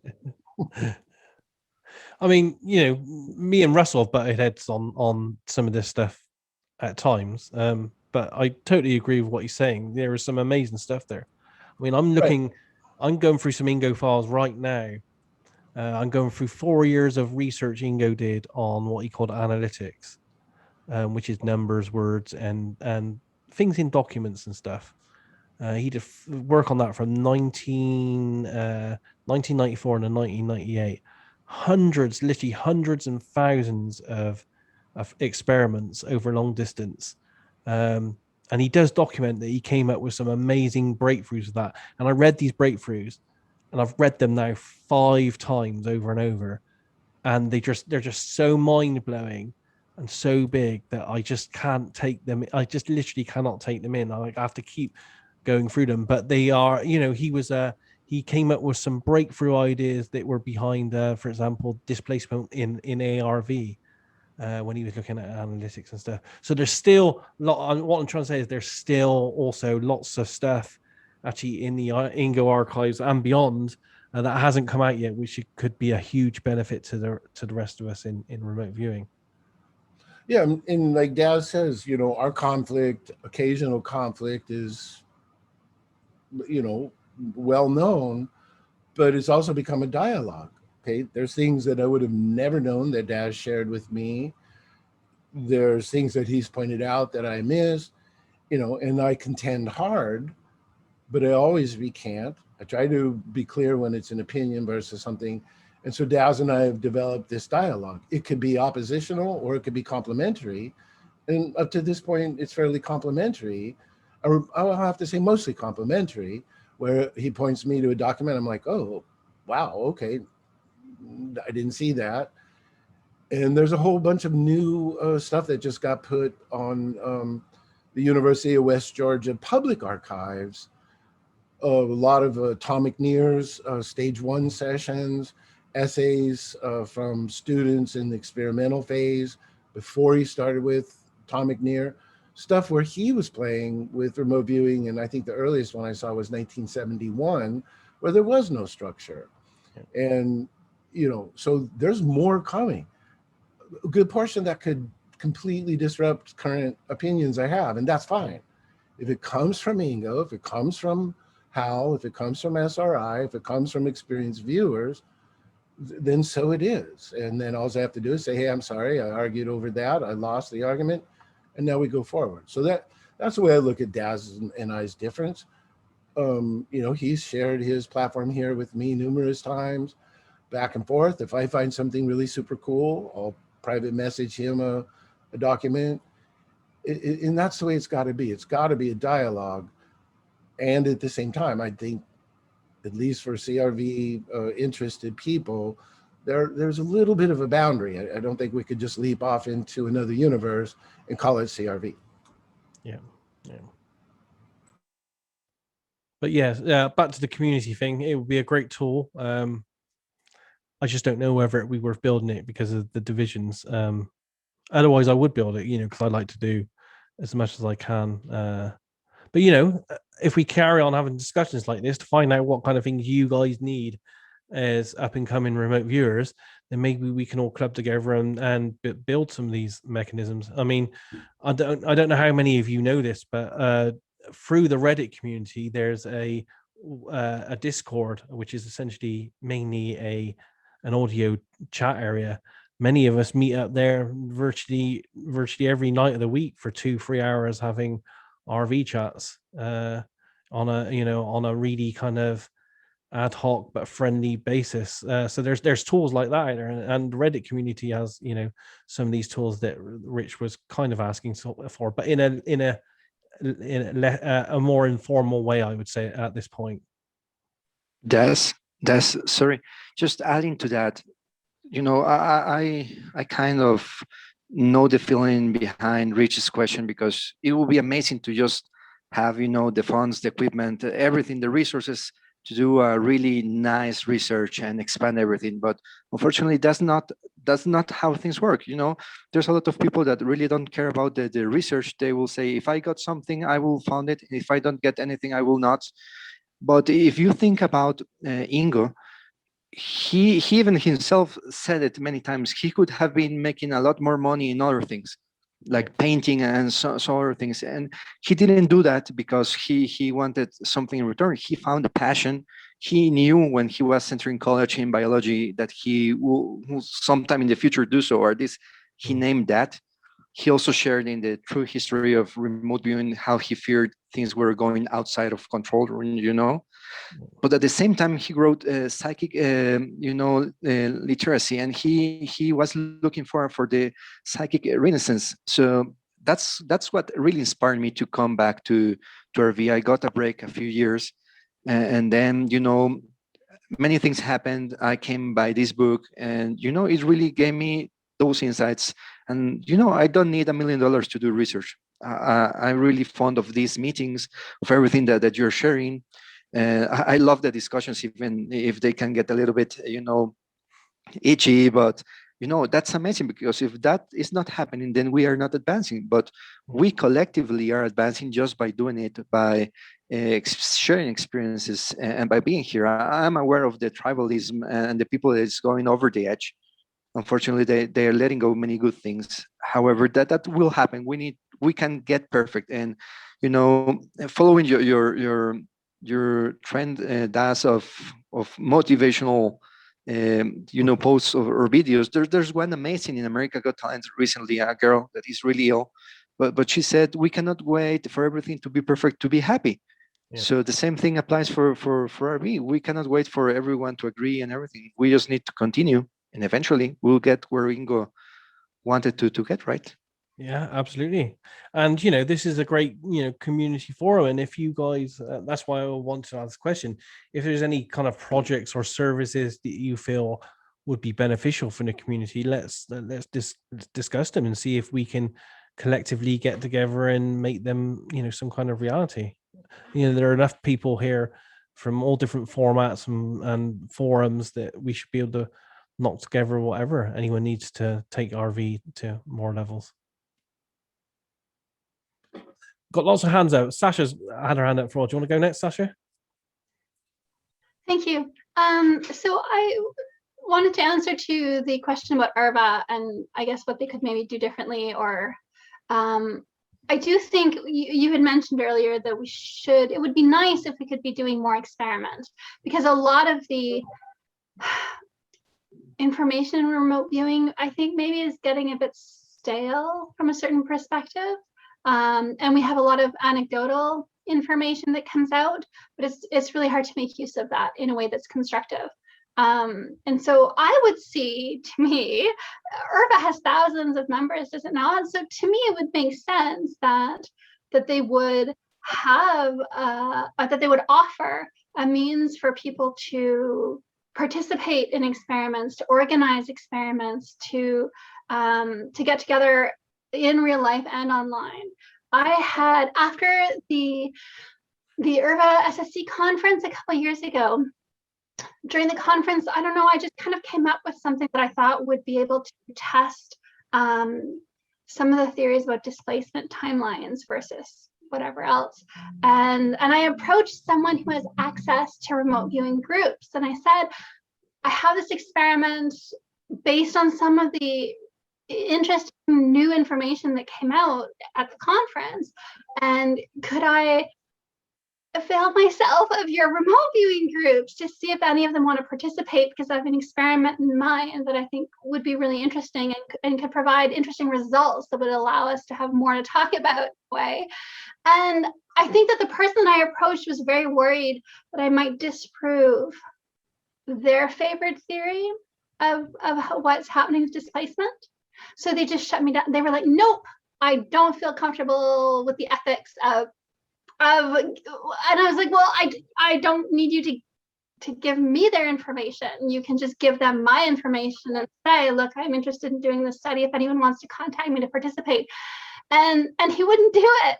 And I think something like IRVA, to me, it would just make sense that they would have a way to facilitate that kind of thing. So if I have an idea, that I can put it out there, and if you have the tools or the space and a list of remote viewers, I don't know, or if remote viewers want to participate and they think, oh, that experiment sounds good. It seems to me that would be the place to have these things set up, rather than doing them through Discord, where you're only really getting a certain portion of the population that is maybe more computer. To be honest, though, there's probably more people on Facebook in RV and in Discord and Reddit in RV than there is in IRVA. Yeah, I know, and that's a problem. I mean, if we ran a poll now of the 29 people in this group, I could put a poll on, or and asked who's a member of IRVA. I bet is hardly any of the people here in this chat. I mean, I am, but I haven't always been. I blow hot and cold with IRVA because every now and again they wind me up with their inability to do anything. And don't get me wrong, I like the idea of IRVA. And when John and Pam came on, they gave a great talk. But IRVA's always been a lot about talking, not about action. They did both say at the time when they came on, oh yeah, we'll go more on Facebook, we'll be more on Reddit, we'll be more on everywhere else. That was several months ago now, and they haven't followed up on any of those actions. Yeah. So, but they do have a mechanism in place for doing those kind of projects at the moment on a small basis. It's called the War Collier Award. So you submit an idea for a project, it goes before a council in IRVA. If they like it, then you can win a small grant and help to set up the project. But I think that might only be for IRVA members. Yeah, and also you have to give 3 references, and you have to give your curriculum vitae, and so I think that's a stumbling block for some, and for others. Like, I don't necessarily want the people who would provide reference letters for the Work Collier Prize know that I'm dabbling in sci research necessarily. So I think that there's stumbling blocks there, but that's what I would like to see, and not have it behind an excessive paywall. So maybe you could have the membership to IRVA, but if you want to just have access to this place where you can look at experiments that are ongoing or that are being suggested, and you want to participate or you want to collaborate, then maybe there's a small fee that you pay just to access that forum, maybe $5 a month or whatever. I mean, yeah, it's a great idea, but to be honest, we don't need Irva to do anything like that. We could easily do that through any of the social platforms, really. Yes. It just needs a couple of people to do it. If you're volunteering. It might actually, because something, something that would be interested in seeing happen. And if it's not going to happen, then I would put my time towards that. Yeah, it's definitely that kind of thing's needed, and that's why it's great to have these kind of talks to see if we can get some of these projects off the ground.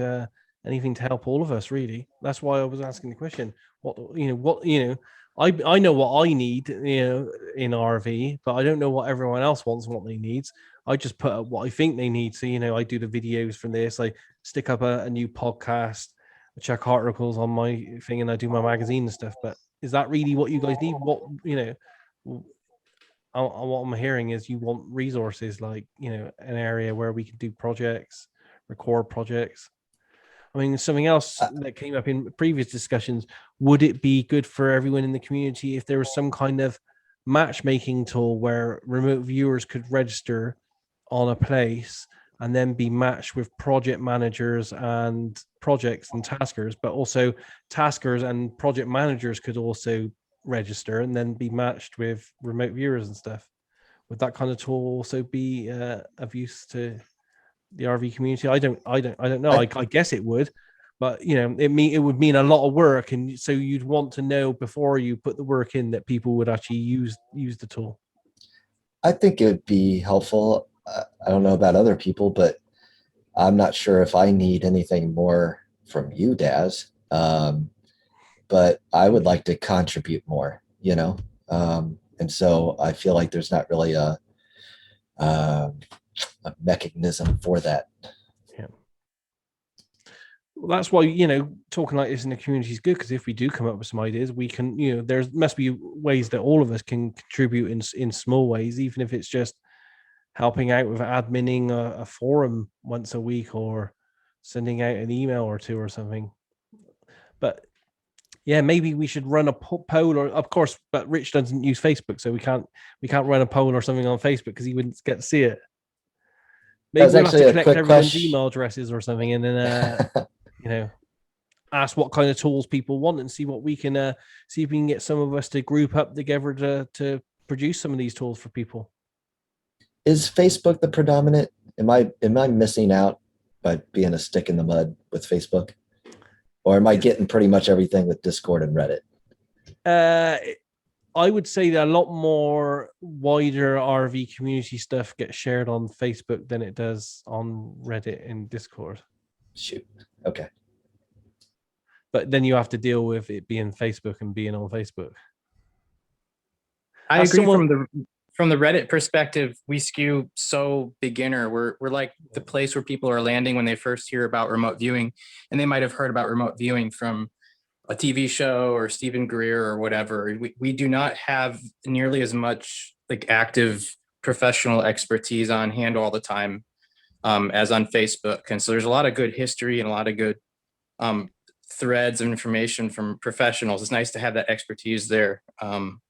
But at the same time, we don't have as many explosive arguments, and I'd kind of like to keep it that way as well. I think most of us would on Reddit, and on the Discord, we like to keep things friendlier and informal, and not so much like a battleground that people are afraid to speak out, as I think some people are afraid to speak out on Facebook. I think that happens in pretty much every community, though, doesn't it? Yeah, but there are places where it's tolerated more, and places where it becomes more common, and where the people in charge also like join in, and then that sort of sets a tone as well. And so we do not right now tolerate that sort of thing, and we haven't really had to bring the hammer down very often on Reddit or on Discord, and we're grateful. So we kind of like to keep it that way. Facebook, just the personalities there. Some of these battles go back 40 years. There are egos that disagree, and same thing in Irva, right? So people just kind of wash up in the middle of battlegrounds. They don't realize that an innocent question can turn into like a really heated argument, and I don't feel that's productive. I've always tried to pitch in how I can in the community, knowing what little I know and doing what little I do. And sometimes for doing that, I've been told that like I don't deserve it, that I don't deserve to have the position that I have, which is to help moderate remote viewing communities. So just being at the position I'm at has given me heat from people on Facebook.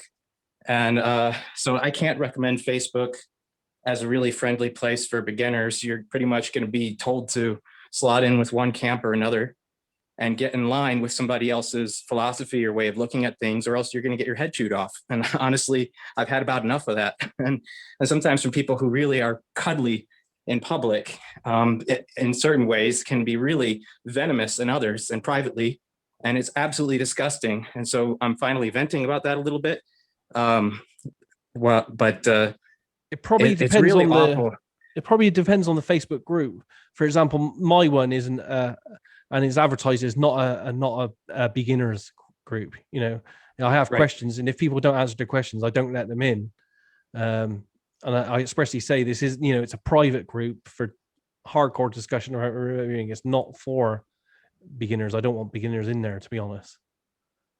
Well, And it's also- not too hard to Google. It's not too hard to Google those answers, unfortunately for you. So I slipped in, but in general, though, I mean, we're very lucky to have a community where people at the absolute beginning of the funnel can talk to people who are at the peak, the absolute pinnacle of remote viewings. People such as yourself and Paul H. Smith and many others who join in. It's very, compared to other disciplines, we have the ear of people who have the expertise and the knowledge and the experience. And so that's wonderful. But the downside of that is being held to the same standards and kind of being compared to those people. So there needs to be a safe space for experimentation and for amateurs and for people to find their own footing and ask their own questions. Even though those questions have been asked 100 times, I think that's kind of where Reddit winds up, and it can get a little bit repetitive. Facebook can be a little unfriendly sometimes to people who come in with different understandings. And some of those people aren't ready to listen to the remote viewing perspective either, to be fair. And Grian, while you're venting, do feel free to use my name directly. You don't need to. I didn't want to invoke you, Russell. Why would I use your name? You don't say Voldemort in the Harry Potter universe. No. Well, I'm just giving permission to be more direct and let you know I'm always. I'm kidding. Okay. If I sound a little strange, it's because I'm holding the neighbor's baby in one hand and rocking them while I'm talking to you, but it's not any one person. And I'm a little bit of an armchair historian, so I can go back to email threads from 15 years ago and see much of the same thing. Or I could go to the old IRVA email list and see a lot of the same thing. So it's not new, and it's not any one particular person, and not all the time. So I didn't feel the need to name any names. Okay, but you were pretty specific about a couple of situations that you and I are both aware of. So anyways, in the future, understand I'm very direct. I'm very open to any kind of dialogue.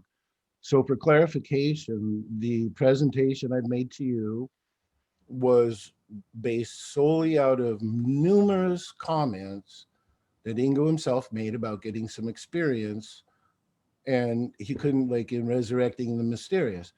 The guy, Nick Cook, who interviewed him, he made Nick Cook do some remote viewing sessions before he would even speak with him. Also, I've heavily complimented your brilliant writing, your articulation, your passion. I offered you unlimited personal free training, not to be antagonistic to you, but to see, you know, to take that step. It takes one to know one in part. I spent 6 years intellectualizing this the first time that I failed at it. And I thought it was that way. In fact, Daz kind of met me at the end of that curve where I had an intellectual perspective, and I'd never even started Paul's training yet. Understand, I respect you. I admire you. You're one of the most intelligent voices out there. My challenges to you are not based on any victory for myself. They're wanting you to fully experience and understand it. And that's the gist of it. And you are correct. I have been impolite, aggressive, and I apologize for that. But never hesitate to either mention me by name or communicate with me directly, okay? Well, but I don't have to make it about you and me. I was using some of the experiences I've had to discuss what somebody might face entering into the world of remote viewing. And on the Facebook groups too, in a community where there's the absolute experts and the absolute beginners and the completely oblivious all mixed together. But in general, I think it would be healthy for this community to make space for all kinds of people. If you say, I haven't not had experiences in remote viewing. I've had my own experiences in remote viewing. And so in order for those experiences to become valid, do I have to follow a particular path in a particular way to meet somebody's particular standard? I would hope that the answer is no, for myself and for other people as well. And that's sort of the spirit in which I think we operate the Discord and the Reddit group, which really is fairly hands-off. I mean, there's not a lot that we do besides point people to resources and tell them it's cool what they're doing, and try to use credible answers or things from our experience to help people. It's a little bit, it feels like anything that I might have experienced or achieved is not recognized and by somebody that wants to be the arbiter of these things. And maybe that's the way some other people feel as well. So I don't know why I would have to follow one particular path in order to have valid experience. And that's kind of what I hear every time I'm told that I need to go get experience. And I'm not sure exactly what path I'm going to take with remote viewing. I'm not here to find murderers. You know, I'd like to help where I could. This is a kind of a meditation for me, an exploration of the boundaries of the universe. It's part of my personal spiritual development and a little bit of a hobby. I think it could be both. I don't think that people need to be yelled at if they say that they feel remote viewing is a hobby, because a hobby can be very heartfelt as well. There are people who have a hobby of, you know, grooming bonsai trees, and for them, it's as spiritual as anything else you might find. So how can we be more accepting to everybody's experience, whether they decide to follow in the tribe of Ingo and go to 1984 CRV, or whether they explore Gary Langford's method, and then if they find a dead end, they find a dead end, you know? Or how can we make this a safe place for people to experiment with remote viewing protocol, which kind of supersedes any particular method that's used? No, and I do understand what you're saying. Also understand that when somebody moves into a topic and is describing it intellectually without direct experience, particularly when it comes to perception and consciousness, I think experience should outweigh pontification. So, right. And so after everything I just said, when you're judging somebody else's experience, so you're saying that you just said that that person has had no experience. And if I was that person, if I just said that I've had my own experiences, and you've just told me again, I haven't had valid experiences. And so I need to go have a particular type of experience, and I need to think about it a particular kind of way. Right. And let's be clear about this. I've never spoken poorly of experimenting with Gary Langford or any of those kinds of things. Everybody should. Ingo himself experimented. You can watch his evolution all the way. But let's also not forget that Ingo was adamant about the term remote viewing, that he and his fellows at ASPR coined it, that it had a specific definition, that it evolved over time. And in 1998, he grieved publicly that we've gone back to square one, where remote viewing no longer has any definition. So when he worked with students, and I've talked and trained with 3 of his students in person, he was rigid. Even Tom McNear talked about how stern Ingo was when they were in training, but then they'd go watch a movie and it was all laughing and fun. So all I'm trying to do is say there's a balance, and, you know, I understand that I was rough, but the intention behind it may not be, you know, the way you were perceiving it. I would love to see you, whatever, I don't care what path you follow, but if you're going to pontificate on something as specific as CRV, then I think you should have experience. I think that's a fair thing.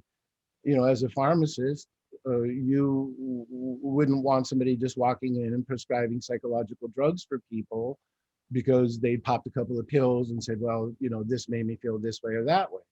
So there's just a balance here. And like I said, I apologize. I far exceeded patience and kindness, and specific in regards to you. And you know what? I'm learning diplomacy. Paul and Tom McNear are hammering on me about it, and I'm just not there yet.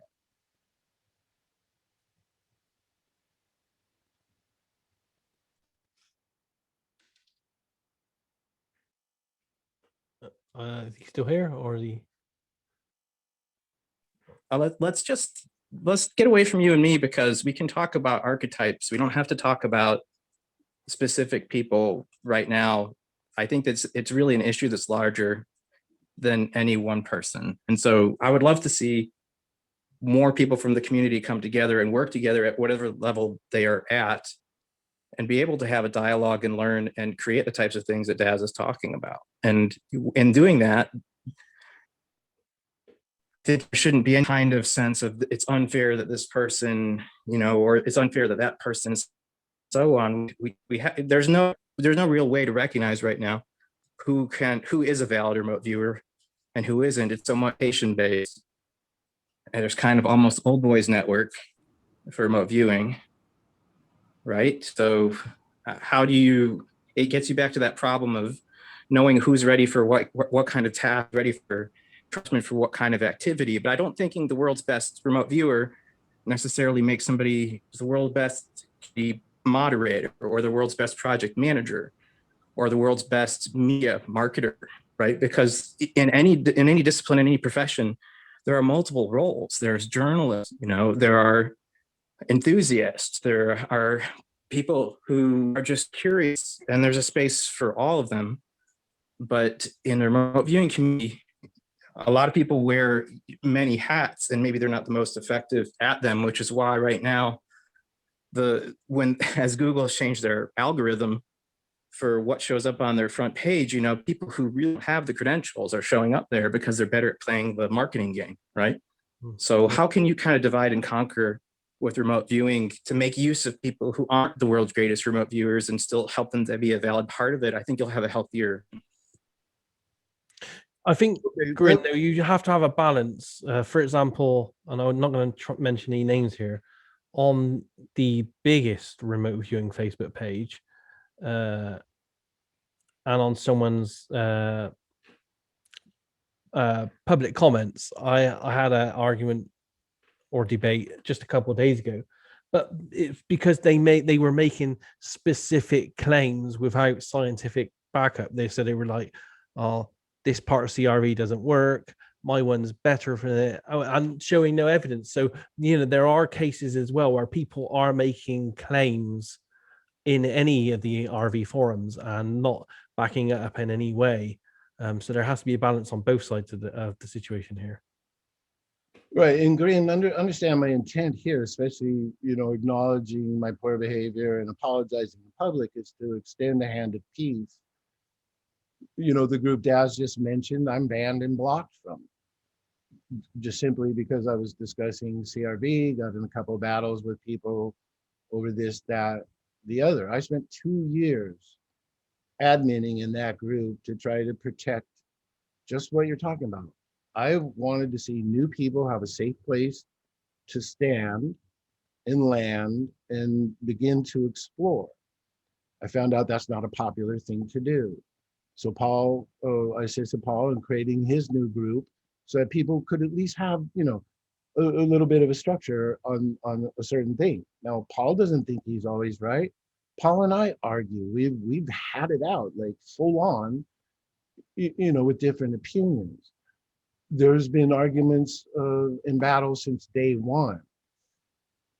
The thing I think that you're saying is true. There needs to be an entry level. There needs to be a place that's safe. But if somebody's asserting something without in-depth personal experience, I have to ask, where's the experience? Because this, like I said, this is so much it takes one to know one. When Daz first found out I was taking Paul's course, he sent me, I think it was like a 5-word private message. First private message I ever got from him, said, be prepared to work. So it was. And I was like, haha, you don't know me. I've, been through basic training and the fire academy. My God, Daz knew exactly what he was saying. The CRV training, just the basic week, was that hard. And when you do it for 3 years and you've taken 5 of Paul's courses, you've been through a week of operational, and you've worked your butt off, and you realize retrospectively back to when you were speaking from the book, and Daz saw me during this phase and challenged me himself. There's a difference. There's a huge difference between the lessons, the humility, the massive, I have condominiums of paper here of pure failure. And so with a certain kind of care and a high level of respect, the articles you've written are, I wish I could write like that. The ideas, you've noticed I've liked a lot of these posts lately. So I just hope maybe we can get back on the right foot. And definitely I was the aggressor and probably put my words and mouth where they didn't belong, but I'm willing to move forward from this. So if you are, I'll make some changes, okay? That sounds good. I think it's beyond just you and me, and I understand you've had some very specific struggles and challenges in a very specific path for remote viewing. I have my own path so far, and it's been mostly my own. And although I respect CRV and have dabbled with it a little bit and had some mild success with it, I know that I don't have the rigor of experience of being taught by Paul Smith. I think very few people do, but when discussions come up, they don't always have to be answered from the perspective of somebody who has been on that particular path and had that exact training. There are experiences that people can have with remote viewing through remote viewing protocol that are agnostic of methods, and people should be able to speak to their own experiences. And sometimes people can have experiences that are very advanced very early on with remote viewing, just as people can have really wild things happening very early on with meditation,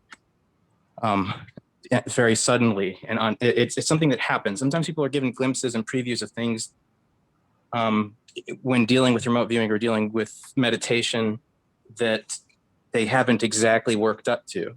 And so just because somebody hasn't been 10 years down a particular path doesn't mean that they don't have something to contribute or some insight that might inform somebody, especially somebody who's of the same level or around the same space that they are. So there have been times where I've seen people talk about what has been useful for them in remote viewing in general, and then they're kind of shushed and told no because of a very particular CRV perspective.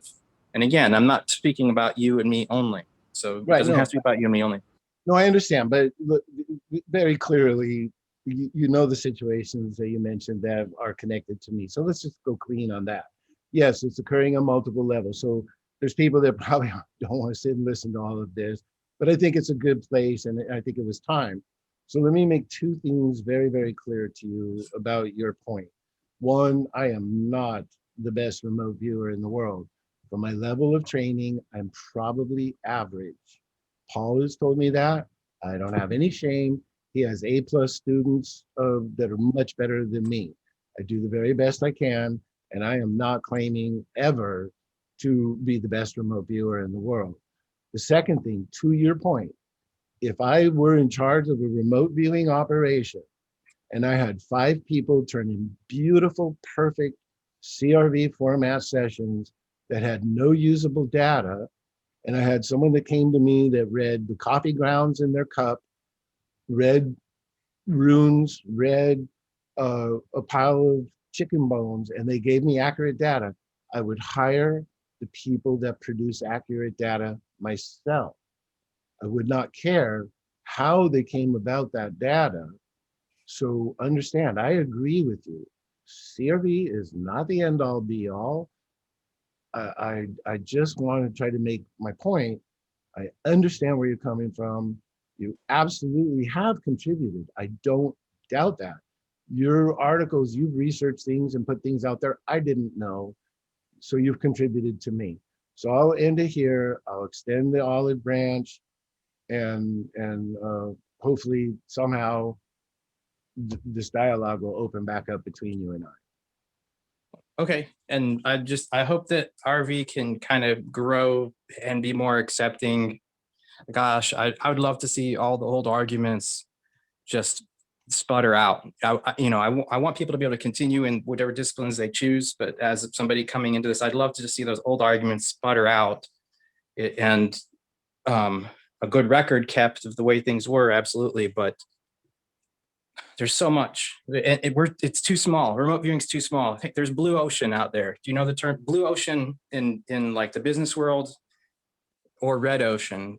And red ocean is like you're all a bunch of sharks, and the ocean's red because you're all battling it out to get the kill. Blue ocean it's wide open, and I think the explosion of interest in places like TikTok, where I'm not even at, to remote viewing. I heard that there's videos about remote viewing tournament on TikTok now. I haven't seen them. I'm curious to go, seek them out. So those are people who I got excited about the Monroe Institute and about the CIA classified stuff, and they never came about it through any other more established venues. They're just watching videos on TikTok. So there's interest out there. There's blue ocean. There's places where everybody can go out and find people who are interested in remote viewing, more so now than ever before. It's got to be time to kind of put a kibosh to anything that divides the community, or else the entire establishment that's here is going to get minimized completely by newcomers who really don't have guidance at all. And when somebody comes and tells them that they're doing it wrong, they're just not going to want to hear it. And they're going to overwhelm. The volume on what they're doing is going to be higher than the volume on what everyone else is doing. So open arms and find ways to appeal to people who have a different perspective or come from a different background, who don't care what happened 40 or 50 years ago, and still make remote viewing vital to them, and find a way to teach them good principles without being so corrective and hard or argumentative about exactly which style is right. That's got to be the way going forward. Well, or else, but what does remote viewing mean, Grin? What is the definition? Who is the man and his 499 associates? What did they create? What does it mean? I can take the term E equals MC squared, throw Einstein out the window, and go on and on about it all day, but that doesn't change. So this is what Daz is trying to say. There's got to be a balance. If remote viewing means everything, it means nothing. And I absolutely agree with that. Let me interject here. I'm sorry if this is inappropriate, but I'm just going to interject. I think I see both of your perspectives, and I just want to say to Russell's point of you have to define remote viewing so that you can then discuss it and do it. But I think that there is the valid argument being made is that if you're looking at people on TikTok, they don't know about Ingo, they don't know about the military remote viewing, but they're still using the term remote viewing because it's been floating around, and they're redefining it. And you can either staunchly stick to your rigid definitions and this is the important person, this is Ingo, and these are his acolytes, and this is the system that works, except that it works in that it allows anyone to touch a little bit of sky. However, it, like you just admitted yourself, sometimes people will read the coffee cup and get better insight and get better results. So we can say that the CRV is the ultimate end all be all of remote viewing because it works for, you can train people, yes, okay, except that I can take someone who has better raw talent and they can outperform you using a bastardization of CRV.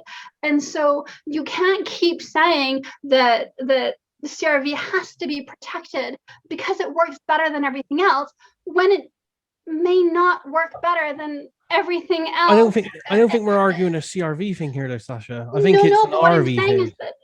But what I'm saying is that I think that the point Grin is making is valid in that there are a lot of young people coming in, and if you make your structure too rigid, they're going to look at that, and that doesn't, that's not going to be appealing to them. So they're just going to I keep don't. doing what they're doing. I gotta be which honest is- here. If they don't find it appealing, I don't care. If we have the protocols that say what remote viewing is, the 6 rules. If they Yeah. don't do their psychic stuff within those 6 rules, then I don't want them calling it remote viewing. But do you want popular culture to move on without you and No. have a form Yeah. of remote viewing that is not as good, that has not much to do with all this work that's been put into remote viewing and CRV, and then that ends up being more popular because It can be it's more more popular. accessible. It can be more popular. It can be more accessible, but it can also be more wrong. And I Remote think viewing Yes, and is being psychic. wouldn't that be a shame if what No. ends up replacing this is something What- that's not But as good in But comparison? it's only going to and it- replace this if we allow people to use the term remote viewing for anything they do under any circumstance. When it's not that, Okay. it's very specific. It's a very specific scientific format of using intuition. That's all it is. So and I think it'd be made- seen as like martial arts, right? Where like we're kind of discussing, correct me, Sasha, if I'm wrong, but we're treating like psychical abilities as the umbrella thing, like martial arts. Yeah. But underneath that, you have Aikido, Hapkido, Taekwondo, karate. So you can't go into a karate forum and start saying, hey, you need to do Aikido techniques and joint locks and all this stuff and blah, blah, blah, blah. It may be better and it may be that, but it's still not Aikido. Yeah. So to your point, Sasha, I think collectively in terms of mind, yeah, we need to be open to dowsing and remote viewing. And who cares if it's a salt shaker or a medium or a whatever. But under the grouping of remote viewing, yes, it does need boundaries. And I think I have a to little that degree. solution to that. But that's Rich. persuasive. Sasha, can for 1 second though. So I made a video a little while back because I was really frustrated about the arguments about remote viewing. Yes, no matter what, the cat's out of the bag. There are people who use the term remote viewing in drastically different ways. And so the way that I was observing people use it, there are 4 ways that remote viewing is used. So I have a video, it's called Remote Viewing and Disambiguation, and I had people give me generally favorable reviews about it. But the idea is the most correct way is remote viewing protocol, which has the elements that Daz was referring to. And then other people use remote viewing to describe the particular methods that have been developed, like controlled remote viewing, specifically for use within remote viewing protocol. And then there's a kind of wild talent of remote viewing that's a basic human ability. And that could include other psychic disciplines, clairvoyance, clairaudience, precognition, astral projection. And people will loosely call these remote viewing, and you can't stop them from doing that, but you can tell them that they really aren't remote viewing unless they're being done in protocol. And then the 4th way people use the term remote viewing is for a million different unclassifiable things. And they want to know if it's remote viewing because they want to feel validated like they're doing something important. And that might be, I fell asleep and I had a dream about stained glass, and the stained glass was in the image of my old girlfriend and she was holding a baby. Is that remote viewing? And my uncle says it is. And then you tell them, my tact is to tell them, no, I don't know what that is. I can't classify it. It doesn't meet the criteria of remote viewing in the strictest definition, but it sounds pretty cool. If you want to try remote viewing, here's where you could start. Here's some good resources and here's what's different. And then you educate them about the protocol. And I try to validate the experience that they've had because it's bothered them enough, or it's gotten them excited enough that they've come looking for remote viewing as a discipline. So I don't want to hit them with a wall and make them feel bad that they haven't remote viewed, but I do want to let them know what remote viewing is. So the 4 levels of remote viewing that I've seen, the levels of meaning, the most correct would be the protocol. The methods are also remote viewing, but if they're not done within protocol, then they're arguably not remote viewing either. There could be remote viewing. Somebody could do CRV outside of remote viewing protocol. Yeah. And then there's general psychic abilities, which could be remote viewing if done within protocol. And then there's everything else that's unclassifiable because we don't have enough information. Like they didn't bother to keep a record. They didn't they didn't have a target ahead of time. They're not sure if they were correct or not because there's no feedback. They saw something very vivid and realistic, and it sure looked like a Chinese singer, but they don't know if it was actually anywhere real because there's no way to verify it. externally. So then it's not remote viewing by definition. And that makes sense. Yeah. And I wasn't trying to, I don't actually have a strong position on this. I'm just trying to interject to say, look, this is the noise, I think, that I'm hearing, and this is what I want to see. Right? I want to see both sides of it. And I think that's easier to talk about it at this level and from this point of view, rather than just have you and Russell arguing. I think this now has been more helpful to me, at least. The last 5 minutes have helped persuade me a little bit more. They right? weren't arguing, they were having a discussion. Yes, they were. I really wasn't trying to argue. I was trying to speak more broadly, and I still think the point is that instead of maybe shooing people away or telling them they're not doing remote viewing, let them know that their remote viewing has particular meanings, and I think you're talking about remote viewing in this sense, and that's cool. And then here's the sense in which we talk about remote viewing. We'd like to try it our way. I think that could be a bridge between people who otherwise get into arguments. They recognize that, instead of continually telling people that they're using remote viewing like the wrong way, and you need to respect the right way, you're doing it wrong. No one wants to hear you're doing it wrong. So how can you turn that around and meet people where they are and then lead them where you want them to go? Well, in one sense, like Daz says, I don't think we're trying to appeal to the masses. So let's say Daz and I go and join a website called, Reading Coffee Grounds. And we go in there and we tell them, this is, and we start imposing remote viewing on the Reading Coffee Grounds Facebook page. It's not a polite thing to do. I'm not going to go, like, for instance, I'm not going to go to Reddit and do this, that, or the other. Okay, I am in a group called Remote Viewing and Remote Viewers and Remote Viewing and Remote Perception. The terms are clearly there. It's the header.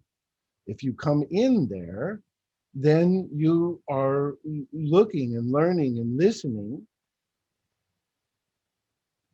Why would people come in there and then try to convince those of us? Gaz has been doing this for 24 years.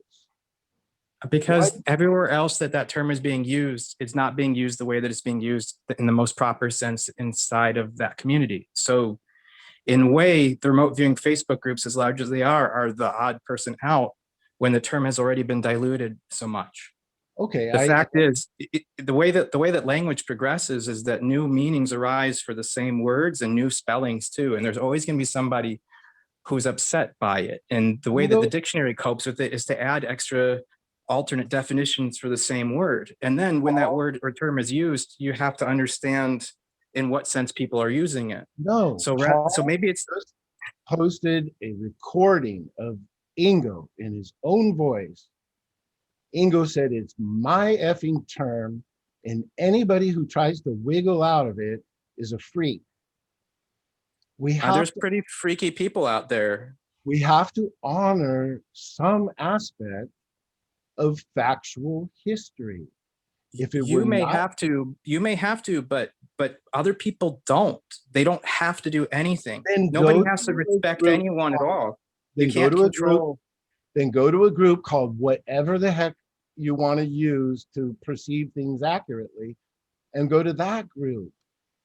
You can't. I guarantee you there's going to be a group called Remote Viewing, and that group called Remote Viewing is going to do everything the way that you object to. But that's okay. People can call things. Well, here's the thing though, like if you don't find a way to make bridges with people like that, when I look, for example, at Paul Smith, he did an AMA with us and asked me anything on Reddit. And my question for him was, who's your successor?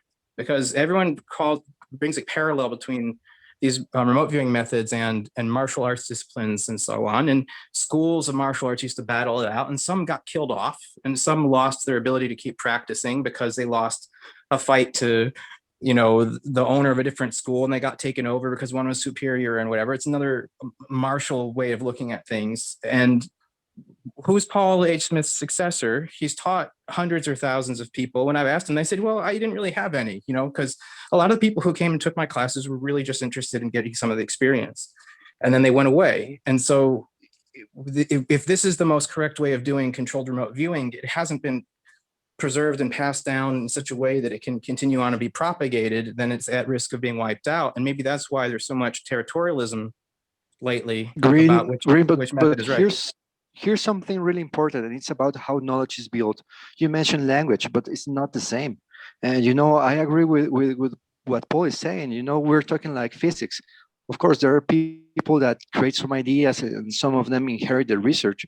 But it's overall knowledge, and there are thousands of physicists doing a lot of work. So this is more about, you know, how to preserve knowledge. And let's think outside of remote viewing. I could create a Facebook group about medical advice. I'm not a medic. I could make up everything, and that doesn't mean I'm being exclusive. The thing is that I need to gain literacy on the subject to be able to respect the previous work upon which we are building up, to continue working up. Probably I will disagree with some things. I will add more to the big tree of knowledge of this specific subject. But we cannot go and polarize things and saying like, you know, we're excluding people, because it's like saying, you know, I like Kellogg's cornflakes, but there's grand value, another similar thing that is different. So there will be an argument about which is better, which is the original. No, it's about what you are interested in, as Russell said. And if there's a broader concept, then if you gain literacy, then it is ESP, and then you get into the subject. But you know, this is common all across the human knowledge parts. You've got people that is learning, people that have already learned, with all our faults as humans. But the thing is that if we commonly agree on some subjects, some directives that we will use to keep advancing our knowledge, then we do that. We are not forcing anyone. So that's the point. And that's why I'm assuming that's, please correct me, but that's why you mentioned you don't want newbies, because it's like teaching all over everything again instead of contributing. But that's my point of view, of course, no offense to no one. But I think that we should be careful on, don't overuse some terms, and try to focus on the specific thing we're trying to develop, argue, or even, you know, do differently. That's a really good point, Pablo. And I want to just make a quick comparison that I think a lot of us will be familiar with. At least once a week on the Reddit, somebody comes along and they're like, oh, I just discovered remote viewing. Oh my God, this is real, blah, blah, blah, blah, blah. And then the next thing out of their mouth is something which uses the phrase quantum physics or quantum entanglement or quantum mechanics. And they start talking about like, and it's like, well, no, we don't know. You don't have to cram this into a science box, you know. And I think, Sasha, you're probably very well qualified to shit on these people, right? But they're just wrong, but they're trying to understand, and they're abusing terminology, which means something else. But it doesn't mean that we can't reach out to them and be like, well, no, I mean, that's not supported by evidence. That's not how any of us understand it. Here's what we're doing if you're curious. You know, and they'll be like, you're wrong, die in a fire. One thing that I think, you know, we all need to consider, there isn't a single person that would be here conversing today if it were not for the life of Ingo Swann. Okay, period. He brought this into existence with a number of other people, and that's a fact. And when Daz very graciously introduced me via email to Ingo's niece, Ellie. And if you don't think she's upset about some of the attacks and degradation against her uncle Ingo and the estate's rights and various other factors that she stands up for, making sure Ingo's books get out there, etc. There's a human history to this. And every person, look, remote viewing became popular because it's a cool buzzword. It sounds cool. It was authenticated by the US government. And now people want to latch onto it and do whatever they do with it. So going back to my example just then though, Russell, the people who abuse the phrase quantum physics don't disappear actual scientists and, you know, like Schrodinger and Richard Feynman and that guy whose name's really long that I always forget. And that stuff is still there. It's not lost. And real students of the discipline will find it and read it and learn about it. And they might not I get in agree. that way, but it's still there. You're absolutely correct. But if all of a sudden the quantum physicist said, hey, we want to appeal to the masses, we want everybody to use the term quantum physics, but it has no definition, but we understand it and a few of us do, how are those people coming in the door going to ever become acquainted with the actual meaning, the actual intention, and the actual human being who paid heavy life dues to bring it to all of us? It's a matter of what's the most important thing about remote viewing? Is the most important thing about remote viewing Ingo Swann, or is the most important thing about remote viewing that person who has just had that experience of remote viewing, maybe for the first time, and they've just caught that interest about remote viewing? Did they remote view, or did they have a spontaneous perception? Well, let's find out. Let's talk with them and find out and meet with them where they are, because it's the history is important and it's there. And the history, there's a story, and that story teaches you about where it came from. But at that moment when someone has that experience, they don't always need the entire picture and to have the picture 100% correct. But I think if they're not doing it properly, they haven't had a remote viewing experience. Correct. So do you start by in what way do you start? Like, how do you approach that person? Because really this is just a matter of approach. And how do you keep the hand out there for them in a way that doesn't seem like they're being chastised or hit in the head with the history? Well, especially if they're hearing from 10 other people. If they're hearing from 10 other people that what they did is remote viewing, then you're the minority and they already have their expectation. Yeah, but sometimes people are wrong. I mean, I think, other than my Facebook group, which I try to discourage newbies coming into, I think I cover all that on my website. If people come there, they can get the answers what is remote viewing and what remote viewing is not. But my Facebook group, it just isn't the forum for that. So I don't think we do discourage people. I think if newbies do find their way in, we do say to them, especially in my group, I'm sorry, it's a really interesting experience you've had, but it's not remote viewing. Have a look here, and this gives you the protocols behind it. I think that's a better approach than what we find in some other places, and I think that's the way to make inroads. Because what you don't want is that history of Ingo to die out, and the way that'll die out is if people feel invalidated and unwelcomed, and then they won't show up to it as much. And it's not possible for everybody in the world to get trained by particular people. For me though, it's not about the history of Ingo. It's about the history of remote viewing, and for me, it's about the science. Really, we find there's an awful lot of people that they just go off doing their own thing, thinking they're doing remote viewing, and they don't review the 45 years of hardcore science that you can review. To stop yourself repeating all the mistakes people have previously made. That's what it is for me. It's all about the science, not about a single person. Yep.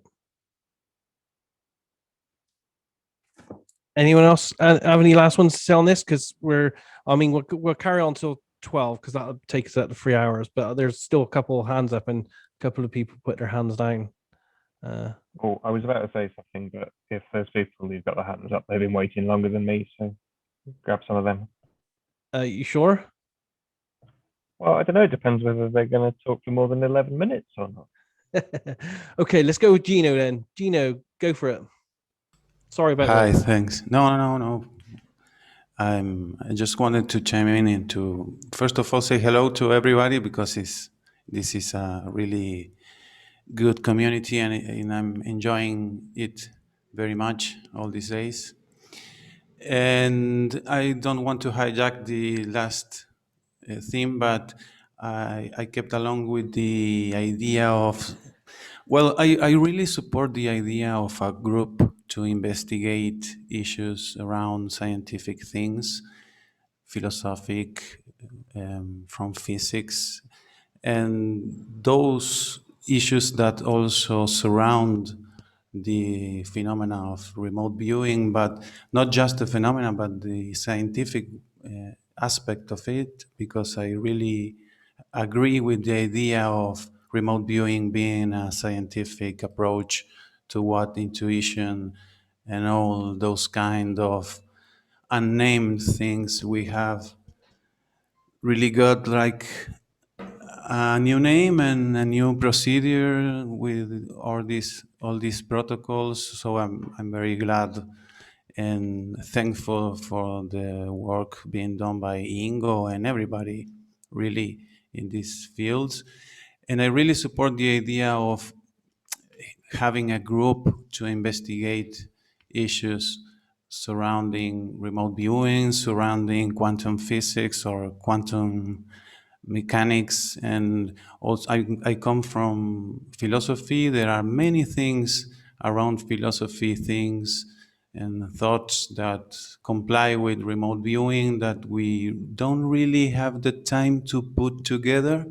So I think it's difficult when you have, as I said, sorry if I'm deriving to another things that we were previously talking about, but it's important to me to say that remote viewing itself, it's like, if you wish, asking us to get into science and get into this kind of questions we are always arguing or discussing about, like philosophy or physics, whatever. It could be really, really interesting to overcome the fact that those things don't have an actual feedback for us to like state this was the clear result. So it could be glad to see a group of people or remote viewers and taskers to try to overcome this limitation, because it's a great opportunity to to have these answers in any way, and overcome the problems of the intention of the taskers while asking things, and overcome the many aspects of the problems of not having a factual feedback. Instead of that, trying to get along with it anyway, because it would be so interesting to have some insights to those kind of questions, if you ask me. That's all. Thanks. Thanks for sharing, Gino. Thanks for that. Anyone else want to have one or two last things before we wrap this one up after 3 hours? I'd like to say this, first of all, to everybody here that went through the dialogue. I genuinely appreciate it. I appreciate Grin bringing this up, and everybody's responses. I know sometimes this topic gets heated, but it's worth it. Perception is going to be the key to everything for each of us at some point in time. If we are not perceiving correctly, we will never understand the problem, and we will never be able to solve that problem. Even when it comes to something as broad scoped as the universe or the source or God or whatever, if we're not perceiving correctly, and I mean in the absence of our preferences, our beliefs, our wants, our needs, just if we could clear ourselves of all that garbage and just see things as they are, okay, that's going to make a difference. It's going to make a difference for us as individuals. It's going to make a difference ultimately for us as a planet, and depending on how far things go, a solar system or even a galaxy. So part of my passion is about that something was created that's trainable, repeatable, and verifiable is monumentally historic. Is it the end all be all? No, I never ever put that opinion forth. It's a moment in history. It was a remarkable development. And if Tom McNear and others, Daz included, if they can take stage 1 through 6 CRV or stage 1 through 7 and do what they've done with it, that's remarkable. If you can learn I always get this Hawaii HRVG, like Dick Algar, that's remarkable. It's not CRV, but it's remarkable. But even then, it started with this seed of history that in retrospect, maybe 40 years from now, people will actually recognize the significance of the government paying for, supporting the creation of, and going operational with something of this nature. That's landmark. That's huge. So I appreciate everybody here, and we hashed out a lot of stuff. I truly hope that Grin will understand what I've said and the position I've taken, and my apology for the shortcomings. But each of us here is amazing. I know so many of you on different levels. Daz and I have hashed it out and are still friends. Paul and I have hashed it out and we're still friends. So friends can come out of this, but I don't think at any point acceptance or being part of a club should be the priority. I just think that we should pursue each of our own paths for clear perception. And that, I mean, truly is my only wish for everybody, including myself. I wish I could see clearly, and God knows I don't. So anyways, I do appreciate everybody's endurance through this dialogue. Okay, well, we should wrap this up there now, guys, after 3 hours. I mirror what Russell said, really. It's been, to be honest, it's been one of the better chats because it's just honest dialogue between everyone in the remote viewing community. And that's what this kind of community discussion's for, is to get things there, get things out in the open, and discussing things to see where we can move forward. So it's been really great. And thank you everyone for all your questions and your comments. And I've learned a lot from this evening. So thank you very much for that. So we'll leave it there then. Have a good weekend, everyone. Hopefully we'll be back next week with something. I'll see if I can arrange another guest to give us a talk or something. Take care. Have a good weekend. Thank you. And thank you, everybody, for supporting a level of discourse which is far superior to what you can get on Facebook. Yes. Yeah. It's been great. Take care, everyone. Have a good weekend. Good night, everybody. Thank you. Bye.